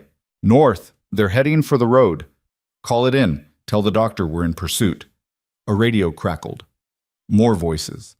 Then the footsteps moved away, following the false trail toward the rocky outcrop. Rowan waited until he couldn't hear them anymore, then waited another 5 minutes. Finally, he tapped Alara's shoulder. "Move. Opposite direction. Now." They crawled out of the hollow and started south, moving as quickly as Alara's damaged foot would allow. If Ven's men were north of them now, that meant the way back toward the road was temporarily clear. It was a gamble, but it was the only one they had. They walked for what felt like hours. The sun climbed higher and the temperature actually got worse. One of those weird Wyoming days where clear skies meant deeper cold. Rowan's exposed skin felt like it was being scraped with razors. Alara's face was white, her lips blue. "How much farther?" she asked through chattering teeth. Road's about 2 miles ahead. If we can flag down a car— No cars, Alara said. Nobody drives out here in winter. You said so yourself. She was right. The county didn't even plow this far out. Anyone local knew better than to risk it. Then we walk to town, Rowan said. 18 miles. We can make it. Rowan, I can barely make it 100 yards. Then I'll carry you. For 18 miles? If I have to. She stopped walking and grabbed his arm. Look at me. He turned. I can't do this, she said. My foot's ruined. I'm slowing you down. You need to go without me. No. Listen to me. You go. You get help. You bring it back. They'll find you before I get back. Maybe, but at least you'll be safe. I'm not leaving you. Why not? You don't owe me anything. Yes, I do. The words came out louder than he meant them. I owe you for making me remember what it feels like to be human, for giving me a reason to wake up that isn't just going through the motions, for trusting me when you had every reason not to. So no, I'm not leaving you. We do this together, or we don't do it at all. Alara's eyes filled with tears. You're going to get yourself killed. Probably. But I'd rather die trying to save you than live knowing I abandoned you. She wiped her eyes with the back of her hand. You're the most stubborn man I've ever met. I'll take that as a compliment. It wasn't. I know. They kept walking. The road appeared ahead, a narrow strip of snow-covered asphalt cutting through the wilderness. It looked like it hadn't seen traffic in weeks. Now what? Alara asked. Now we follow it toward town and hope we don't freeze before we get there. They'd barely made it 100 yards when they heard the sound of an engine behind them. Rowan turned and saw it coming up the road. One of the SUVs, four-wheel drive churning through the snow, coming fast. Run, he said. I can't. Then hide. He shoved her toward the tree line and turned to face the approaching vehicle, rifle raised. The SUV skidded to a stop 30 yards away. The driver's door opened. Ven stepped out, still wearing that gray coat, still looking calm and collected like this was all perfectly normal. Mr. Hale, he called out, let's end this peacefully. Where are your men? Still searching. They're very thorough, but I thought perhaps you and I could discuss this directly, adult to adult. Nothing to discuss. Alara's free. You lost. Ven smiled. Did I? She's got frostbite. You're exhausted. You're 18 miles from town with no vehicle and no shelter. Even if you make it, what then? You tell your story to some backwater sheriff who's going to want evidence you don't have? I've got evidence. I've got Alara. A traumatized woman who'll say anything? A woman with no documentation, no proof, no corroboration? Mr. Hale, you're smarter than this.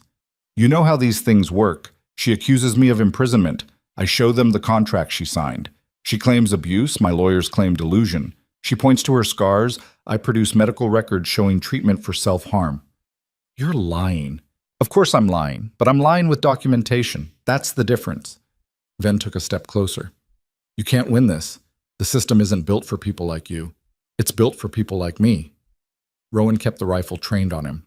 Stop walking. Or what? You'll shoot me? Ven spread his arms. Go ahead. Pull that trigger. Prove to Miss Voss that you're exactly the kind of violent man she's been running from her whole life. The words hit harder than they should have. Rowan's finger tensed on the trigger, and he saw Ven's smile widen. That's what I thought, Ven said. You're not a killer, Mr. Hale. You're just a sad, broken-down drunk playing hero because it gives your meaningless life some purpose. You don't know anything about me. I know enough. I know you drove your wife away. I know you've spent the last 6 years alone because you're too afraid to face what you've become. I know you're one bad day away from crawling back into a bottle and staying there. Shut up. The truth hurts, doesn't it? That's why you connected with Miss Voss. You're both broken, both damaged, both running from yourselves as much as anything else. I said shut up. Make me. Rowan's hands were shaking, not from cold, from rage. From the truth in Ven's words, the poison that worked its way under skin because part of him believed it. Then Alara's voice cut through the air. He's not broken. She stepped out from the trees, limping but upright. And neither am I. We're just people who survived things that should have killed us. That doesn't make us weak. It makes us strong. Ven turned to look at her. Miss Voss, there you are. Come here. It's time to go home. I don't have a home. Not with you. Of course you do. I've built you a beautiful life, safety, security, purpose. You built me a cage. I saved you from dying alone on the street. No. Alara took another step forward. You used me. You hurt me. You broke me down so I'd forget I was ever anything more than your property. But I remember now. And I'm never going back. Ven's mask cracked. Just for a moment, Rowan saw the anger underneath the cultured exterior, the need for control. You don't have a choice, Ven said quietly. Yes, I do. And I'm choosing him. She moved to stand beside Rowan. I'm choosing freedom. For a long moment, nobody moved. Then Ven reached into his coat. Rowan's rifle came up automatically. Don't! But Ven pulled out a phone, not a gun. He dialed a number and put it to his ear. Bring them all, Tat, he said into the phone. And bring the girl too, Rachel. Miss Voss needs a reminder of what happens to property that misbehaves. He ended the call and smiled at Alara. You remember Rachel, don't you? The one who tried to escape before you? I've kept her safe all this time, waiting for an occasion just like this. Alara's face went white. You're lying. Am I? We'll know in about 10 minutes when my men arrive. Then you can see for yourself what 3 years of punishment looks like. And you can decide if Mr. Hale's heroics are worth watching another woman suffer. Rowan saw it happening, saw Alara breaking, saw the fear flooding back, saw her starting to believe that maybe running was pointless. Maybe Ven would always win. Maybe the only way to stop anyone else from getting hurt was to surrender. No, Rowan said firmly. Alara looked at him. He's bluffing, Rowan continued. He's counting on you being so traumatized that you'll believe anything he says. Don't give him that power. But if he's not bluffing, then we save Rachel too. We save all of them. But we don't do it by giving up. Ven laughed. How inspiring. The broken drunk and the scarred experiment tilting at windmills. This would be touching if it wasn't so pathetic. That's when they heard the sirens. Distant at first, but getting closer. Multiple vehicles by the sound of it. Ven's expression changed. What did you do? Nothing, Rowan said honestly. He was just as confused. The sirens got louder. 2 sheriff's vehicles came around the bend, lights flashing. They slid to a stop between Rowan and Ven's SUV. Sheriff Hayes stepped out, a woman in her 50s with iron-gray hair and eyes that didn't miss much. Rowan knew her slightly. She'd come out to the ranch once or twice over the years for noise complaints from neighbors who didn't exist. Mr. Hale, she said, want to tell me why I'm getting calls about gunshots and armed men chasing people through the woods?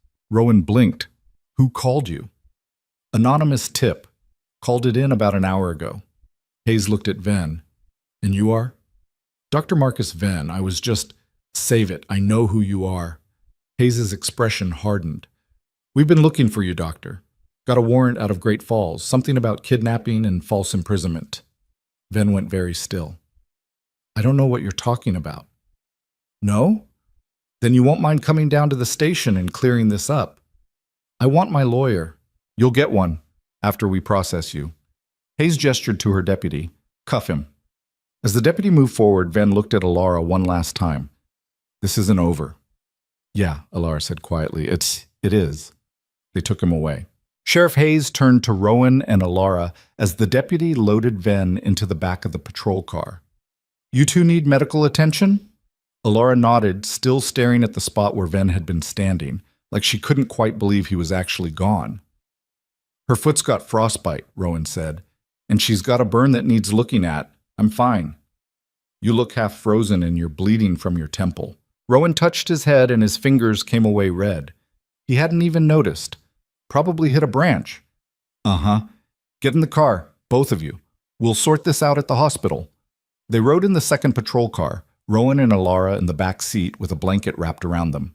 The deputy driving didn't ask questions, just cranked the heat up and drove steady through the snow. Alara's hand found Rowan's under the blanket. Her fingers were ice cold, but she held on tight, like she was afraid he might disappear if she let go. Who called it in? She whispered. The tip. Who knew to call? I don't know. But something nagged at him. Anonymous tip. About an hour ago, right when they would have been at the hunting cabin. The hospital in town was small, 20 beds total, staffed by people who knew how to handle farming accidents and the occasional bar fight, but not much else. They separated Rowan and Alara immediately. He tried to protest, but a nurse with arms like a longshoreman steered him firmly into an examination room. "She'll be fine," the nurse said. "You focus on you." A doctor who looked about 12 years old cleaned the cut on Rowan's head and gave him 6 stitches. Checked him for hypothermia, dehydration, malnutrition, asked questions Rowan answered in monosyllables while his mind stayed in the next room where Alara was. "You're lucky," the doctor said. "Another hour out there, and you both would have been in serious trouble." "How's the woman I came in with?" "Can't discuss other patients." "I'm not asking for her medical history. I'm asking if she's okay." The doctor sighed. "She's stable. The frostbite isn't as bad as it could be. She'll keep all her toes. The burn on her side is concerning, looks recent, possibly self-inflicted, but we've cleaned and dressed it. She'll need antibiotics and close monitoring for infection." Self-inflicted. The words felt wrong even though they were technically accurate, like saying someone who cut themselves out of a trap was self-harming. "Can I see her?" "After we finish here, and after the sheriff talks to both of you." They kept him another 2 hours. Blood tests, x-rays, a lecture about the dangers of exposure. By the time they let him out of the examination room, he was ready to walk through walls to get to Alara. He found her in a regular room, propped up in bed with her foot elevated and wrapped in bandages. She looked small against the white sheets, smaller than she should, but her eyes were clear when she saw him. "Hey," she said. "Hey yourself." He sat in the chair next to the bed. "How you feeling?" "Like I got dragged behind a truck. You?" "About the same." He nodded at her foot. "Doc says you'll keep the toes." "That's something, I guess." She flexed her bandaged foot slightly and winced. "They gave me something for the pain. Makes everything feel floaty." "Good. You need the rest." "I need to know what happens now." Before Rowan could answer, Sheriff Hayes walked in with a notepad and an expression that said she was done with pleasantries. "Mr. Hale, Miss Voss, mind if we talk?" "Do we have a choice?" Rowan asked. "Not really." Hayes pulled up a second chair and sat down. "Let's start with the easy part. Miss Voss, I need you to tell me everything about Dr. Marcus Venn and the facility where he kept you." Alara's hand clenched on the bedsheet. "All of it?" "All of it." So she told the story. All of it. The shelter in Great Falls, Venn's offer. The compound hidden in the mountains. The locked rooms and the experiments and the brand on her side that she'd burned away with a fireplace poker because she couldn't stand to wear his mark anymore. She told it in a flat voice, like she was reading a grocery list, because that was the only way to get through it without breaking. Rowan wanted to hold her hand but didn't want to interrupt, so he just sat there and listened to things he'd already heard and things he hadn't and felt his rage at Venn grow into something cold and permanent. Hayes took notes. Didn't interrupt. Didn't show much reaction except for a slight tightening around her eyes when Alara described what happened to Rachel. "How many other women do you think are still there?" Hayes asked when Alara finished. "I don't know. I only saw 6 while I was there, but I heard him mention higher numbers. 20, maybe. Could be more." "Can you give me names?" "First names only. He didn't use last names. Said it was better if we didn't know too much about each other." Alara closed her eyes, remembering. There was Rachel and Sophie, Claire, Maria, Lynn, and Gabrielle. But that was months ago. "I don't know if they're all still alive." Hayes wrote it down. "What about the facility itself? Can you describe it?" "Modern building, glass and steel. Looks like a wellness retreat from the outside. There's a main entrance with a reception area, underground levels where the cells are. High security, electronic locks, cameras everywhere." "How did you escape?" "Fire in the kitchen. The alarm system unlocked all the doors automatically. I ran." "Smart system design," Hayes muttered. "Meant to prevent people from being trapped in a fire. Didn't account for prisoners." "I got lucky," Alara said quietly. "That's all. Pure luck." "Luck and guts," Rowan said. Hayes looked at him. "Your turn, Mr. Hale. Walk me through your side." So Rowan told his part, finding Alara in the snow, her recovery, the growing fear that someone was looking for her, the confrontation at his house, the chase through the woods, all of it leading up to Venn's arrest on the road. You shot at a drone, Hayes said. I shot a drone past, Rowan corrected. It was threatening to burn my barn, with your cattle inside. That's right. And you didn't think to call law enforcement? I thought about it. Then I figured by the time someone drove out from town, my barn would be ash, and Alara would be gone.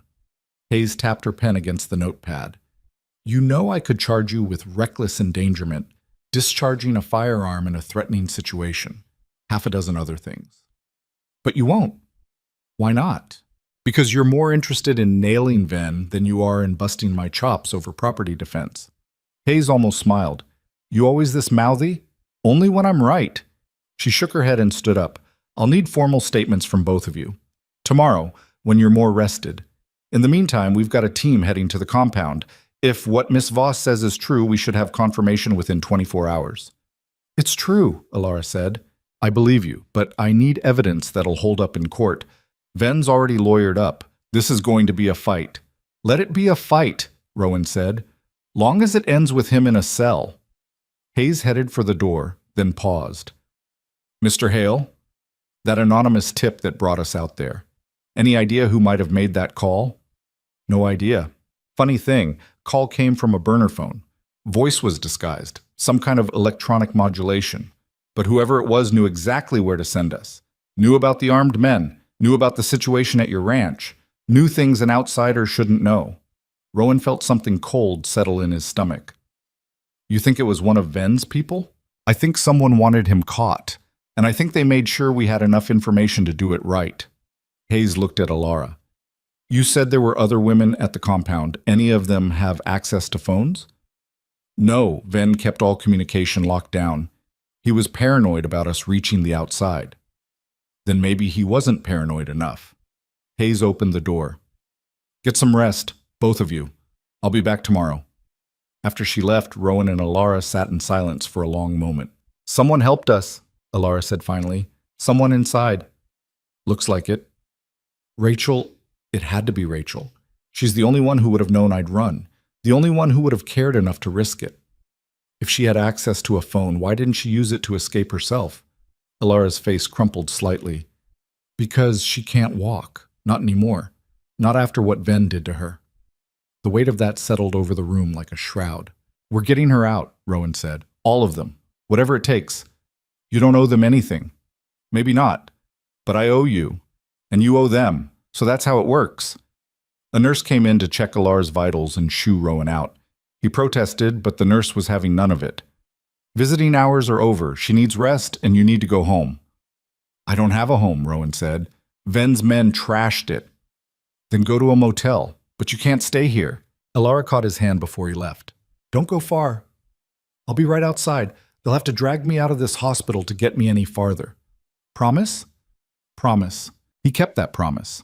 Spent the night in the waiting room, dozing in an uncomfortable plastic chair while nurses gave him sympathetic looks and didn't push him to leave. He woke up every hour or so, his body refusing to believe they were actually safe, and had to remind himself that Ven was in custody and Alara was just down the hall. Morning came gray and cold. Rowan bought terrible coffee from a vending machine and was drinking it when Sheriff Hayes showed up with a tablet and a grim expression. We raided the compound, she said without preamble. 3 hours ago. FBI assisted. You want to see what we found? Rowan wasn't sure he did, but he nodded anyway. Hayes pulled up photos on the tablet. The compound looked exactly like Alara had described. Modern architecture, beautiful views, the kind of place that would photograph well for a magazine. Then the interior shots started. Locked doors, camera systems, and the cells. They weren't dirty. That was what struck Rowan first. They were clean and climate-controlled and looked almost comfortable, like luxury hotel rooms, except for the fact that the doors locked from the outside and the windows were barred. How many? He asked. 14 women total, ages ranging from 22 to 38, all of them matching the profile Miss Voss described. No family, no resources, no one looking for them. Ben picked his victims carefully. Are they okay? Physically, mostly. Some injuries, malnutrition, evidence of long-term psychological trauma. We've got medical teams working with them now. Hayes swiped to another photo. We also found this. It was a room that looked like a doctor's office. Examination table, medical equipment, filing cabinets, and on one wall a corkboard covered with photographs and handwritten notes. The photographs were of women, different women, taken at different times. Some looked healthy, others looked sick, a few looked dead. He was documenting them, Rowan said, feeling sick, like lab rats. Worse than rats, he kept detailed records, pain thresholds, psychological breaking points, response to various stimuli. It's all here. Years' worth of data. What about Rachel, the woman Alara mentioned? Hayes's expression softened slightly. We found her. She's alive. Barely mobile, like Miss Voss said, but alive. And she's the one who made the call. One of our techs found a hidden cell phone in her room. She'd been stealing minutes whenever she could, waiting for the right moment to use it. She saved our lives. She saved a lot of lives, hers included. Hayes put the tablet away. Ven's being charged with kidnapping, false imprisonment, assault, battery, and about 15 other things. The DA's talking about federal charges too. Human trafficking, civil rights violations. This is going to be a big case. Good. Let it be big. Let everyone know what he did. There's a complication. Of course there was. What kind of complication? Ven's cooperating, says he'll provide information on a larger network in exchange for a plea deal. Claims he's not the only one doing this, says there are others. Rowan felt his jaw tighten. He's lying, trying to cut a deal. Maybe. Or maybe he's telling the truth. Either way, the FBI wants to pursue it, which means this might take longer than we'd like. How much longer? Months, maybe years. These things don't move fast. And in the meantime, he's what? Sitting in a cell waiting? He's in federal custody. Maximum security. He's not going anywhere. It wasn't enough. Rowan wanted Van buried under the prison, not sitting comfortably in a cell making deals, but he understood how the system worked. Sometimes justice took time. Can I tell Alara? That's why I'm here. I need to update her anyway. Give her formal statement. They went to Alara's room together. She was awake, sitting up in bed, and looking stronger than she had the night before. The doctor must have adjusted her pain medication because her eyes were clearer. Hayes gave her the update. The raid. The 14 women. Rachel's call. Ven's arrest, and the charges mounting against him. Alara listened to all of it without interrupting. When Hayes finished, she asked the question Rowan had been dreading. Is he going to trial? Yes. Will I have to testify? Almost certainly. You're one of his victims. Your testimony will be crucial. Alara's hands clenched on the bed sheet. I have to see him again. In court. You'll have support. Victims' advocates. Counseling. You won't be alone. I'll be there too, Rowan said. Every day. Front row. Alara looked at him. You don't have to do that. I know. I'm doing it anyway. Hayes took Alara's formal statement. Another hour of questions and answers that left Alara exhausted and pale. When it was done, Hayes promised to keep them updated and left. Rowan stayed. The nurses had given up trying to enforce visiting hours. He pulled the chair close to the bed and just sat with her while she stared at the ceiling. I thought it would feel different, she said after a long silence. What would? Being free. I thought once he was arrested, I'd feel, I don't know, lighter. But I just feel tired. Freedom's not a feeling, it's a fact. You're free whether it feels like it or not. That's not very comforting. I'm not very good at comfort. She smiled slightly. No, you're not. But you're good at other things. Like what? Like being there. Like meaning it when you say you'll stay. Like looking at someone broken and not seeing them as broken. You're not broken, Alara. I'm something. I don't know what yet. She turned her head to look at him. What happens now? After I get out of here? Whatever you want. You're free, remember? You get to choose. What if I don't know how to choose? What if I've forgotten? Then you practice. Start small. Coffee or tea. Morning or night. Stay or go. Stay or go, she repeated quietly. That's a big choice. Doesn't have to be, not yet. Focus on getting better first, the rest will sort itself out. But even as he said it, Rowan knew the question was there between them. What came next? Where did they go from here? They'd been thrown together by circumstance and crisis, but crisis didn't last forever. Eventually, they'd have to figure out what they were to each other when the world wasn't trying to kill them. The hospital kept Alara for 3 more days, monitoring the frostbite, making sure the burn on her side wasn't infected, running every test they could think of because small-town hospitals loved a dramatic case, and this one had drama in spades. Rowan stayed close. He rented a room at the motel down the street, a place that smelled like old smoke and desperation, but spent most of his time at the hospital, reading to Alara from newspapers, playing cards, just sitting in comfortable silence. On the second day, a woman from Victim Services showed up, mid-40s, kind eyes, professional demeanor. She spent 2 hours with Alara talking about resources and options and the long road ahead. There's a shelter in Billings, she told Alara, specifically for women recovering from captivity situations. They have counseling, job training, housing assistance. I can make arrangements if you're interested. I'll think about it, Alara said. After the woman left, Rowan asked, "You planning on going?" "I don't know. Maybe. It makes sense, right? Start fresh, get help, build a new life." Makes perfect sense. But? No but. If that's what you want, you should do it. Alara picked at the edge of her blanket. "What do you want, Rowan?" "Doesn't matter what I want. This is your choice. It matters to me." He was quiet for a long time. Then he said, "I want you to do whatever makes you feel safe. If that's Billings, then go to Billings. If it's somewhere else, go there. And if—" He stopped, the words harder to say than he expected. "If it's not anywhere near me, I'll understand that too." "You think I'd leave because of you?" "I think I'm a 53-year-old former drunk who lives on a broken-down ranch in the middle of nowhere. I'm not exactly prime relationship material. And I'm a traumatized woman with scars and frostbite and a brand I had to burn off my own body. We're a real pair, aren't we?" "Yeah, we are." She reached out and took his hand. "I'm not running from you, Rowan. I'm just trying to figure out how to run towards something instead of away from something. There's a difference." "I know."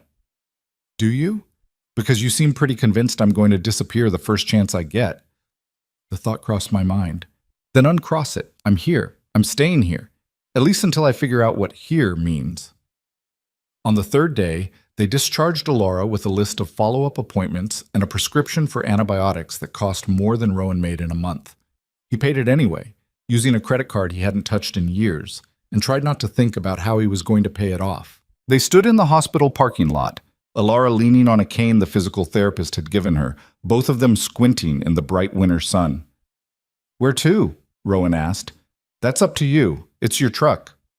"Motel? Get you settled somewhere warm?" "What about your ranch?" Rowan shook his head.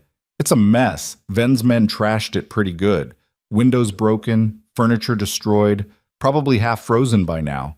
It's going to take weeks to make it livable again." "Then we have weeks. I'm not afraid of hard work."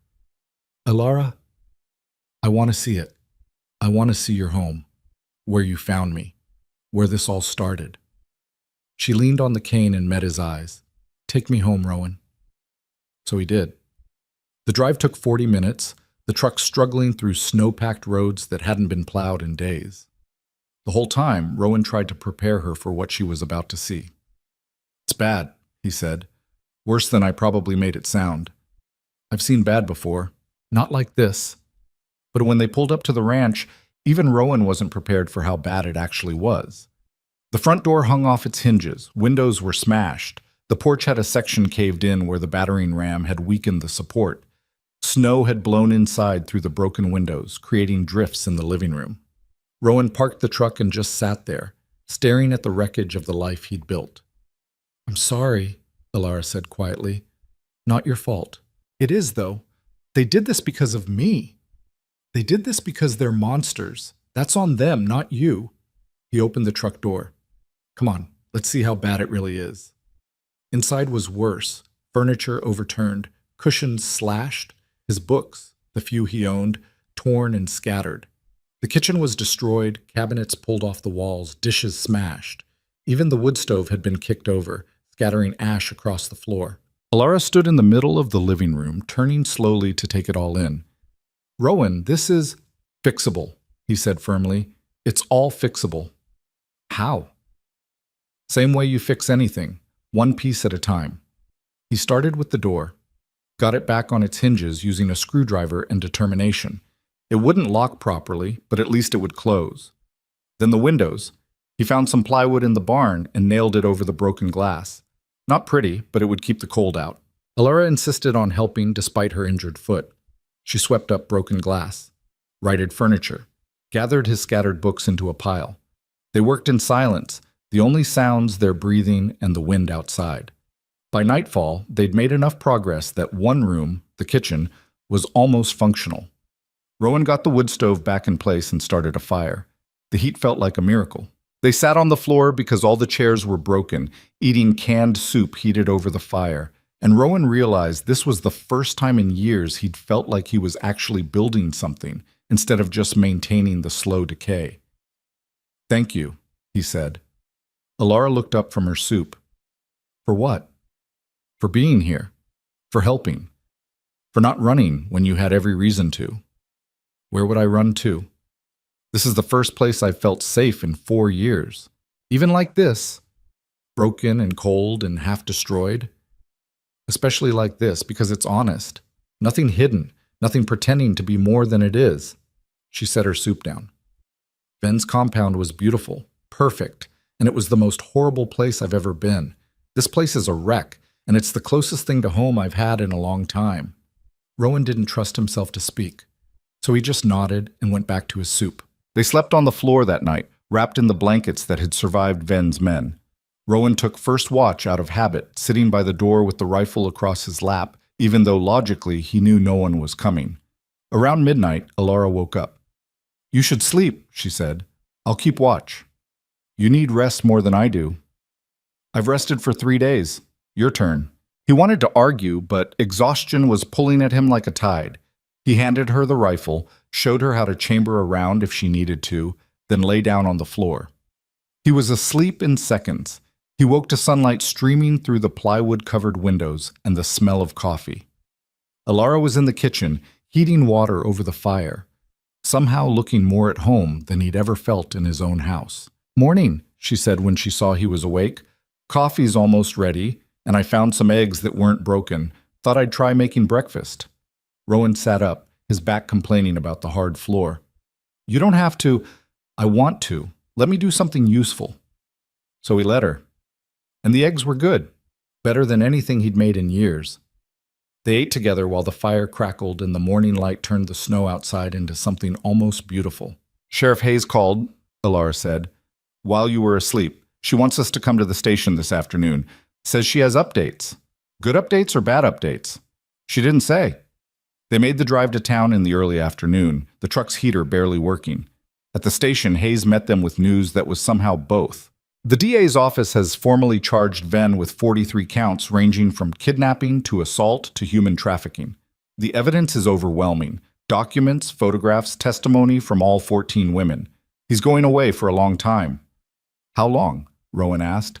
"If he's convicted on all counts, life, no possibility of parole." Alara's breath caught. Life. "But there's a complication," Hayes continued.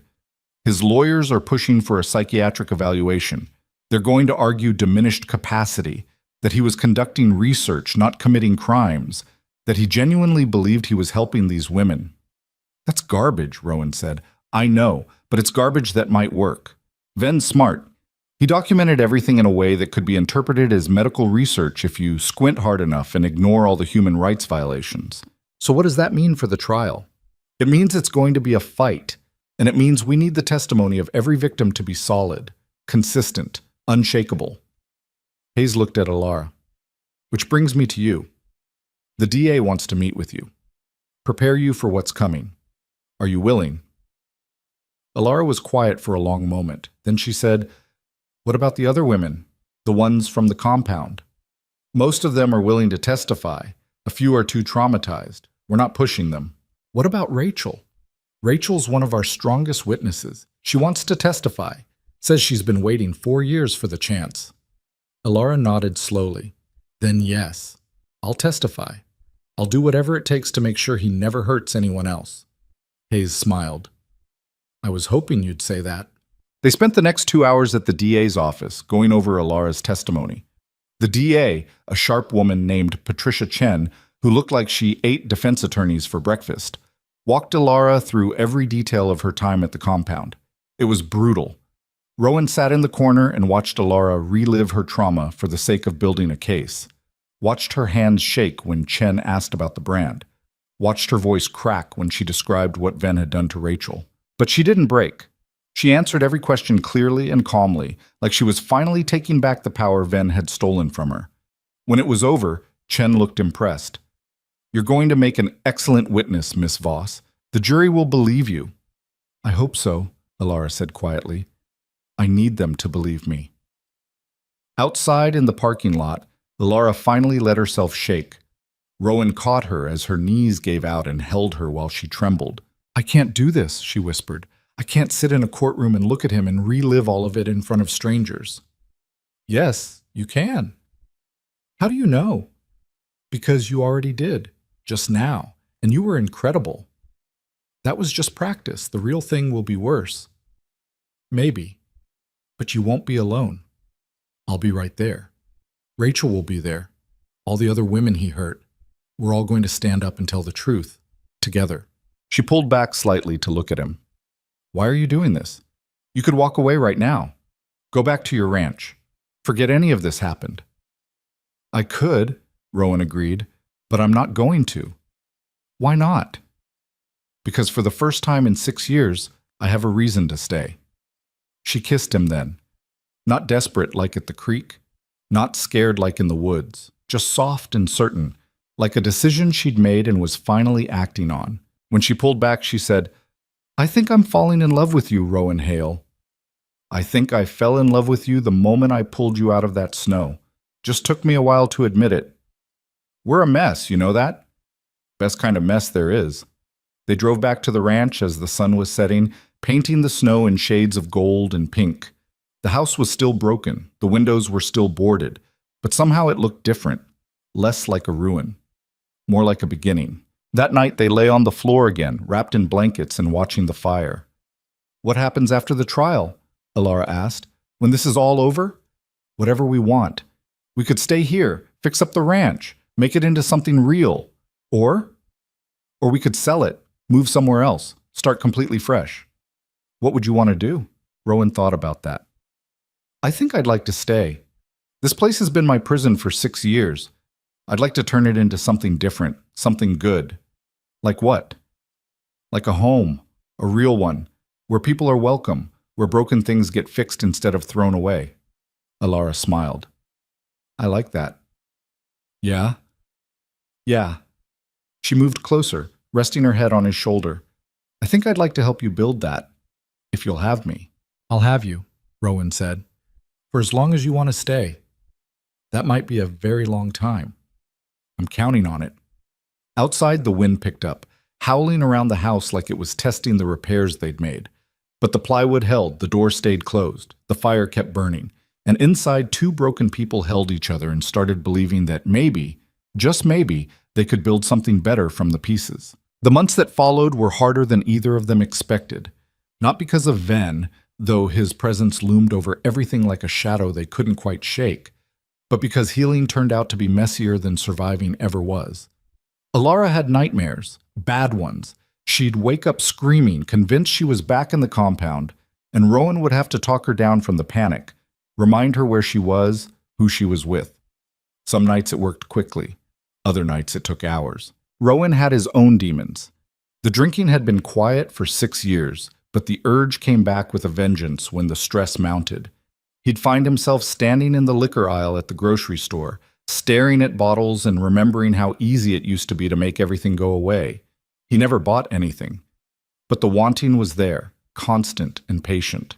They learned to navigate each other's broken pieces. Learned that healing wasn't a straight line. It was a zigzag, full of backslides and bad days and moments where you wondered if any of this was worth it. But there were good days too. Days when Alara smiled without forcing it. Days when Rowan woke up and didn't immediately think about drinking. Days when they worked on the ranch together and it felt less like penance and more like building something real. The trial was set for April, 6 months away. The DA said that was actually fast for a case this size, but it felt like an eternity. In the meantime, they had work to do. The ranch needed more than cosmetic repairs. The roof was leaking. The barn needed new support beams. The fencing was held together by rust and stubbornness. Rowan had been ignoring these problems for years, and now they were coming due all at once. He didn't have the money to fix everything. His savings were almost gone, drained by medical bills and legal fees and the simple cost of keeping 2 people fed through a Wyoming winter. Alara noticed him staring at the bank statement one morning in February, his face gray with worry. "How bad is it?" she asked. "Bad enough." "Tell me." So he did. Laid it all out. The debt, the repairs they couldn't afford, the very real possibility that he might have to sell the ranch just to stay afloat. "I'm sorry," he said. "I know you wanted to stay here, build something, but I don't think I can make the numbers work." Alara was quiet for a long moment. Then she said, "What if we didn't do it alone?" "What do you mean?" "The other women, from the compound. Most of them have nowhere to go. The shelters are overcrowded and underfunded. What if we brought them here?" Rowan stared at her. "Here? To the ranch? Why not? There's space. Land. We could fix up the barn, turn it into living quarters. Give them a place to heal, a place to work. Everyone contributes. Everyone benefits." "Alara, I can barely afford to keep the lights on for 2 people. How am I supposed to, Not you. Us. We apply for grants, victim services funding. There's money out there for recovery programs. We just have to ask for it." "I don't know anything about running a recovery program. Neither do I. But we know what it's like to need somewhere safe. That's more than most people running these programs can say." Rowan wanted to say it was crazy, wanted to point out all the ways it could fail, but looking at Alara, at the light in her eyes, the first real hope he'd seen there in months, he couldn't bring himself to shut it down. "Let me think about it," he said. He thought about it for 2 days. Then he called Sheriff Hayes. "You know anyone who works with victim services funding?" he asked. Hayes did. She connected him with a woman named Maria Santos, who worked for a nonprofit that placed domestic violence survivors in transitional housing. Maria listened to Rowan's half-formed idea and surprised him by getting excited. "This could work," she said. "Rural recovery programs are desperately needed. Most services are concentrated in cities, but trauma doesn't care about your zip code. If you're serious about this, I can help you apply for funding." "I'm serious," Rowan said, looking at Alara across the room. "We both are." The paperwork was overwhelming. Applications and proposals and budgets and compliance documents. Rowan had never been good with bureaucracy, but Alara turned out to have a talent for it. She organized everything, wrote compelling narratives about why this program was needed, made the case in language that grant reviewers would understand. "Where'd you learn to write like this?" Rowan asked, reading over one of her proposals. "College. Before everything fell apart, I was going to be a teacher. English literature." She shrugged. "Guess some of it stuck." "You never told me you went to college." "You never asked." He was right. He hadn't. They'd been so focused on survival that they'd barely scratched the surface of who each other used to be. "Tell me now," he said. "Who were you before Ven?" So she told him about the girl who loved books and wanted to teach, who believed that words could change the world, who thought she could handle life on her own and learned too late that asking for help wasn't weakness. And Rowan told her about the young man who joined the army looking for purpose and got kicked out for fighting, who came back to Wyoming angry and lost and found himself at the bottom of a bottle before he was 25, who married a good woman and spent 8 years proving he didn't deserve her. They were different people now, scarred by different things, but somewhere in the telling, they understood each other better than they had before. In March, they got word that their first grant application had been approved. $50,000 to convert the barn into living space and fund the first year of operations. Alara cried when she read the email. Not sad tears. Relief tears. The kind that came when you realized you might actually pull this off. Construction started in early April, just 2 weeks before the trial.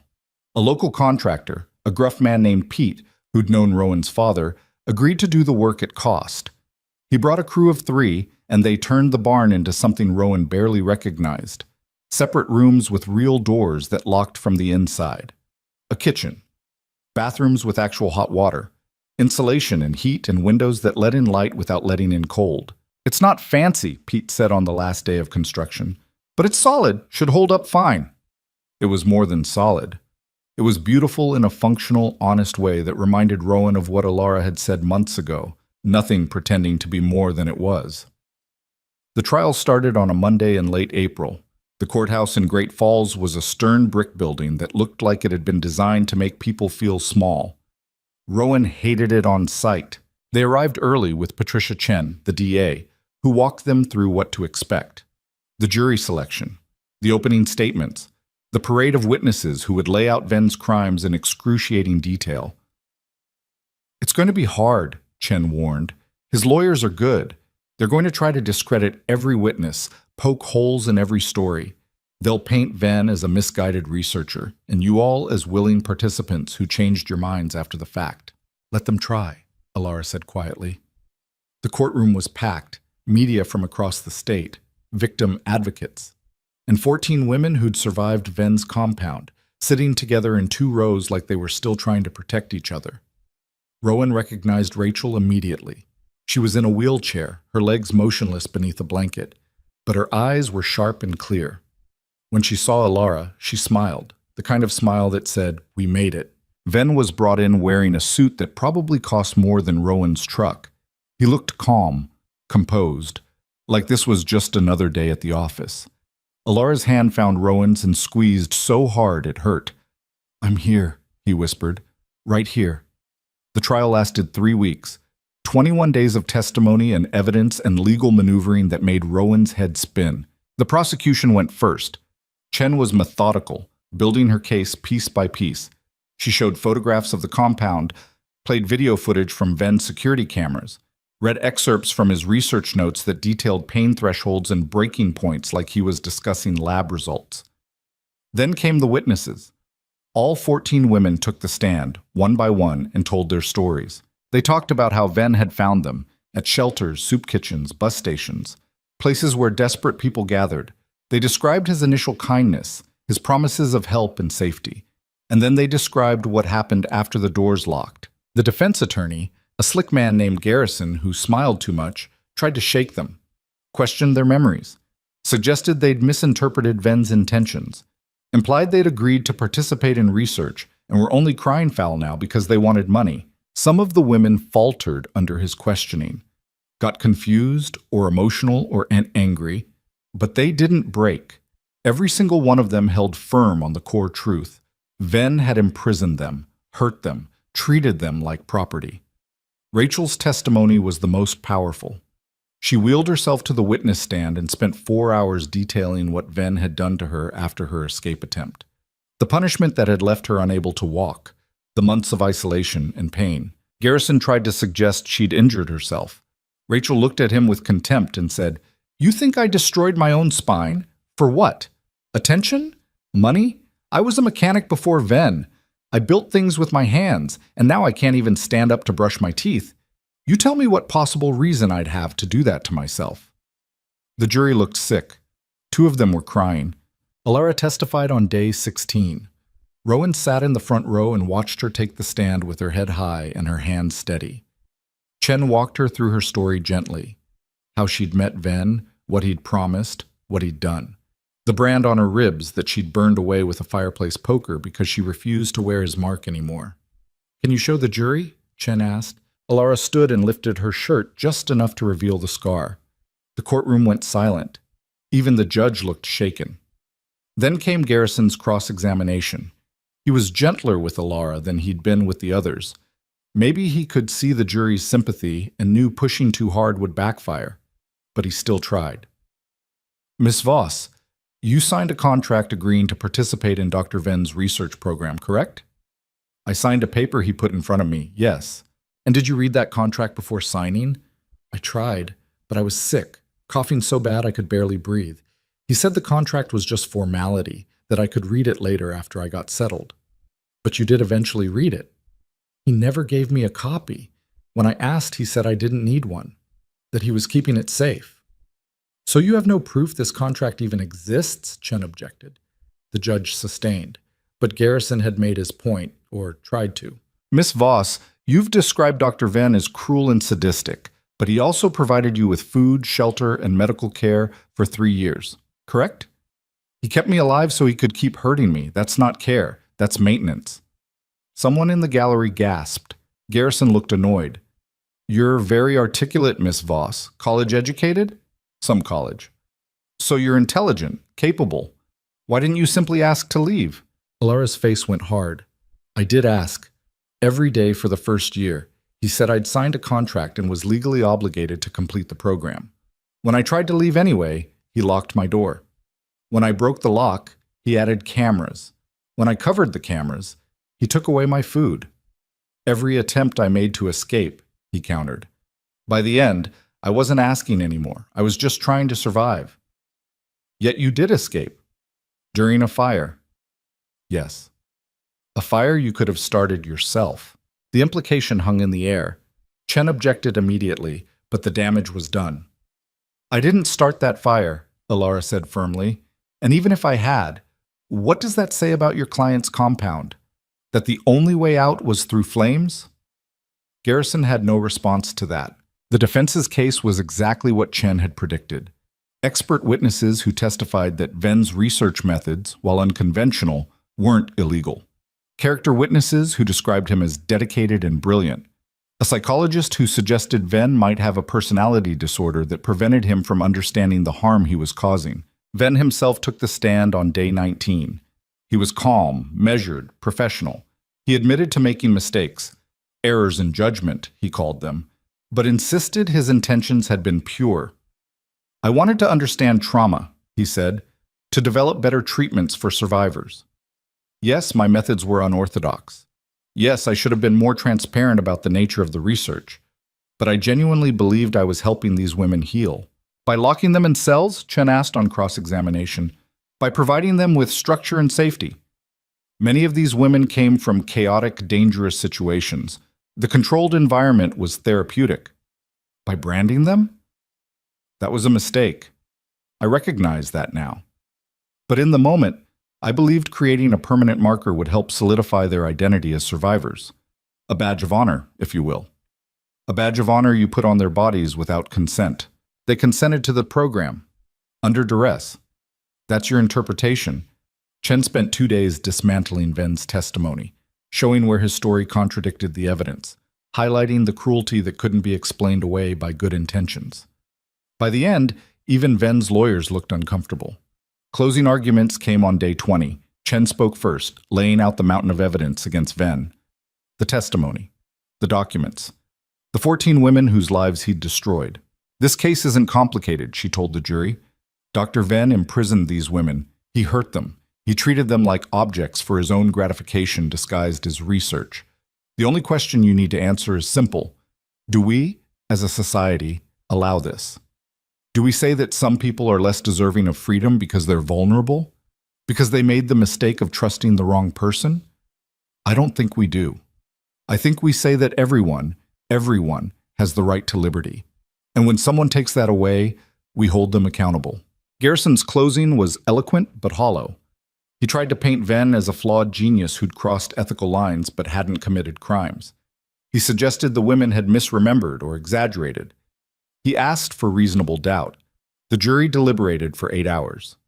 When they came back, Rowan was holding Alara's hand so tight he was probably cutting off her circulation. She didn't complain. On the count of kidnapping, how do you find? Guilty. On the count of false imprisonment? Guilty. Guilty.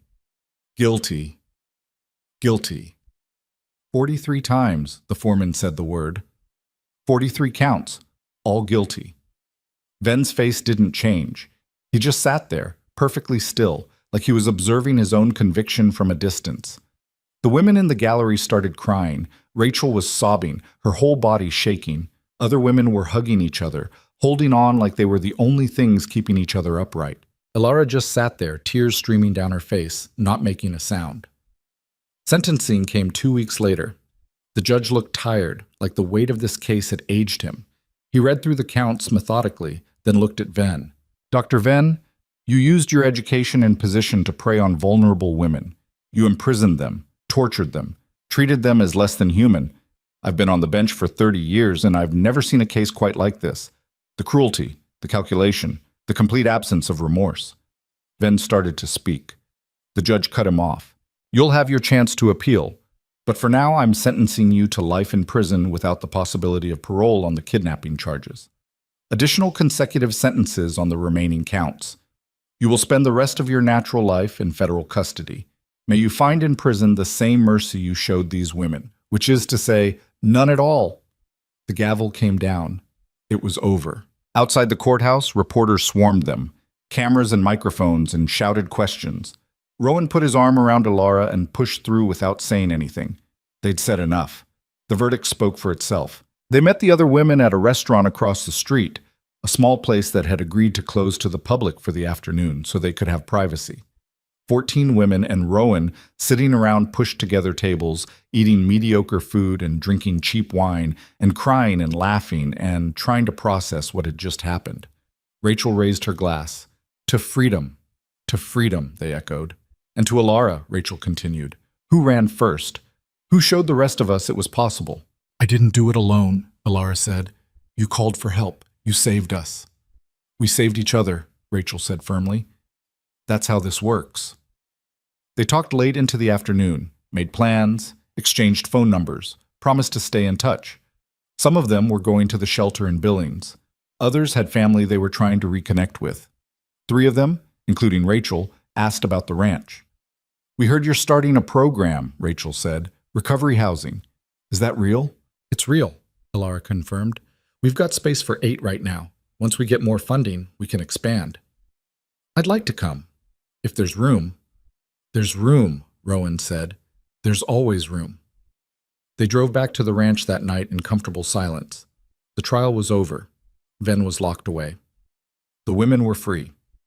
Everything they'd fought for had actually happened, so why did Alara still look troubled? What's wrong? Rowan asked as they pulled into the driveway. Nothing's wrong. Everything's right. That's what's bothering me. I don't follow. She turned to look at him. For 3 years I was surviving, then I was running, then I was fighting, and now what? The fight's over. Ven's gone. What do I do with myself now that there's nothing left to run from? Rowan understood that better than she knew. He'd spent 6 years the same way, filling time, going through motions, existing without purpose. You build something, he said. That's what you do. You take all that energy you spent surviving and you put it toward living. How? However you want. That's the whole point of freedom. You get to choose. What if I make the wrong choice? Then you make a different choice tomorrow. Nobody gets it right the first time. She smiled slightly. Is that what you're doing? Building something? Trying to, with your help. He reached over and took her hand. I spent a long time thinking my life was over, that I'd used up all my chances. Then you showed up half frozen in my snow and reminded me that it's never too late to start again. I didn't do anything. You did everything. You trusted me when you had no reason to. You stayed when you could have run. You believed we could build something better, even when I didn't believe it myself. Alara leaned across the truck and kissed him. When she pulled back, she said, I love you, Rowan Hale. Even though you're stubborn and terrible at taking compliments and you snore loud enough to wake the dead. I love you too. Even though you're scared of everything and you reorganize my kitchen every other day and you refuse to admit when you're in pain. We're a disaster. Best kind. The first 3 women moved into the ranch in June. Rachel came first, wheeling herself through the barn's new entrance and looking around with something like wonder. Then Sophie and Maria, both quiet and skittish but willing to try. They established routines, shared meals, work assignments. Everyone contributed based on what they could do. Rachel, despite her wheelchair, turned out to be gifted with electronics and set up their computer systems. Sophie was good with animals and took over caring for the cattle. Maria could cook anything and took charge of the kitchen. Alara managed the program itself, the paperwork, the funding applications, the coordination with victim services. She was good at it, better than good. She had a way of making people feel seen and heard, probably because she knew what it was like to be invisible. Rowan handled the ranch work and maintenance, fixed whatever broke, built whatever they needed. Learned that sometimes the best way to help was just to be present and steady and available when people needed him. It wasn't perfect. There were fights, bad days, moments when old trauma surfaced and someone would spiral. They learned to handle it together, to give space when space was needed and support when support was asked for. By August, they had 6 residents. By October, all 8 spaces were full. The barn that had once been a wreck was now full of life. Women learning to be free again, one day at a time. One night in November, Rowan and Alara stood on the porch watching the first snow of the season fall. It had been almost a year since he'd found her dying in a storm. Almost a year since his life had turned into something he didn't recognize. "You know what I realized?" Alara said. "What?" "I'm happy. Actually happy. Not just okay or managing or surviving. Happy." "Me too." "When did that happen?" "I don't know. Somewhere between the trial and now. Somewhere between running and building." She leaned against him. "Thank you." "For what?" "For not leaving me in the snow." "Thank you for not dying in it." They stood there until the cold drove them inside, where the house was warm and full of voices, women talking and laughing and planning tomorrows they were finally allowed to imagine. Rowan had spent years believing his life was small and over and not worth much. Turns out he'd been wrong. Life wasn't small. It was just waiting for him to stop hiding from it. Spring came hard and fast, the snow melting in torrents that turned the creek into a river. The ranch came back to life. Green pushing up through brown earth, cattle shedding their winter coats, birds returning to trees that had been silent for months. Rachel got a job working remotely for a tech company in Seattle. Sophie enrolled in community college to study veterinary science. Maria started selling her baked goods at the farmer's market in town and couldn't keep up with demand. The women were moving forward, building lives. Some would stay at the ranch long term, others would eventually leave, ready to try again on their own. Both were fine. Both were freedom.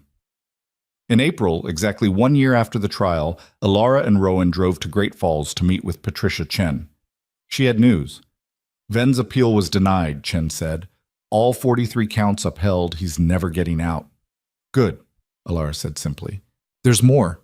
We've identified 17 other women who were held at the compound over the years but didn't testify. They're interested in filing civil suits. If you're willing, they'd like you to be part of it. Alara looked at Rowan. He shrugged. Your call. She thought about it, about spending more time in courtrooms, reliving trauma, fighting battles that would take years to resolve. Then she thought about 17 women who deserve justice too. Tell them yes, she said. Whatever they need, I'm in. The civil cases would take years. But Alara had years now. That was the gift of freedom. Time stretched out ahead instead of behind, full of possibility instead of regret. They drove home in the late afternoon, the truck radio playing country music neither of them particularly liked, but didn't bother to change. Somewhere around the Montana border, Alara said, I've been thinking about something. Yeah? About us. About making this official. Rowan glanced at her. Official how? However you want. Marriage, partnership. I don't care about the label. I just want you to know I'm staying, not because I have nowhere else to go, because this is where I want to be. I want that too, Rowan said. Have for a while now. Just didn't know how to ask. You don't have to ask, I'm telling you. I'm here, for good. Then we're doing this, building a life together. Yeah, we are. They got married in June on the ranch, with all 8 residents attending and Sheriff Hayes officiating and Pete the contractor making terrible jokes during the ceremony. It wasn't fancy, just honest. 2 broken people promising to keep choosing each other, one day at a time. Rachel gave a speech at the small reception they held in the barn. A year ago, we were all trapped in different ways. Some of us in actual cells, some in bottles, some in grief or fear, or the belief that we didn't deserve better. And then we found each other, found this place, found proof that sometimes the people who save you are the ones who needed saving too. She raised her glass. To Rowan and Alara. May you be as stubborn about loving each other as you were about not dying in the snow. Everyone drank to that. The years that followed were fuller than either of them expected. The ranch program grew. They added a second barn, then a third. Housed 20 women at a time, helped them heal, watched them leave and build lives. Not everyone made it. Some relapsed into old patterns. Some weren't ready to heal and left angry. Some tried and failed and tried again. Recovery wasn't a straight line for anyone, but enough people made it that the work felt worthwhile. Enough people found freedom that Rowan and Alara knew they were building something that mattered. Alara went back to school and got her teaching certificate. started teaching literature at the community college, found that words really could change the world, one student at a time. Rowan stayed sober. Some days were harder than others, but he'd learned that wanting to drink and actually drinking were two different things. The wanting he could live with, the drinking would kill him. They grew old together in that small house on the Wyoming prairie, not gracefully, not perfectly, but together. And on winter nights when the wind howled like it was testing the walls, they'd sit by the fire and remember the night everything changed. The night a dying stranger appeared in the snow and two broken people decided to save each other. Because that's the thing about being broken. It doesn't mean you're worthless. It just means you've survived something that would have killed a weaker person. And sometimes the cracks are where the light gets in, where new life grows, where broken pieces come together and make something stronger than either piece alone. Freedom isn't something you find. It's something you build. One choice at a time, one day at a time, one moment of courage at a time. And sometimes, if you're very lucky, you find someone to build it with. Someone who sees your scars and doesn't look away. Someone who knows what it means to be lost and chooses to help you find your way home. That's what Rowan and Alara built. Not a perfect life. Not an easy life, but a free one. And in the end, that was everything. The snow fell outside their window one last time in this story, covering the ranch in white the way it had that first night. But this time, everyone inside was warm. Everyone was safe. Everyone was exactly where they chose to be. And that, more than anything else, was what freedom looked like.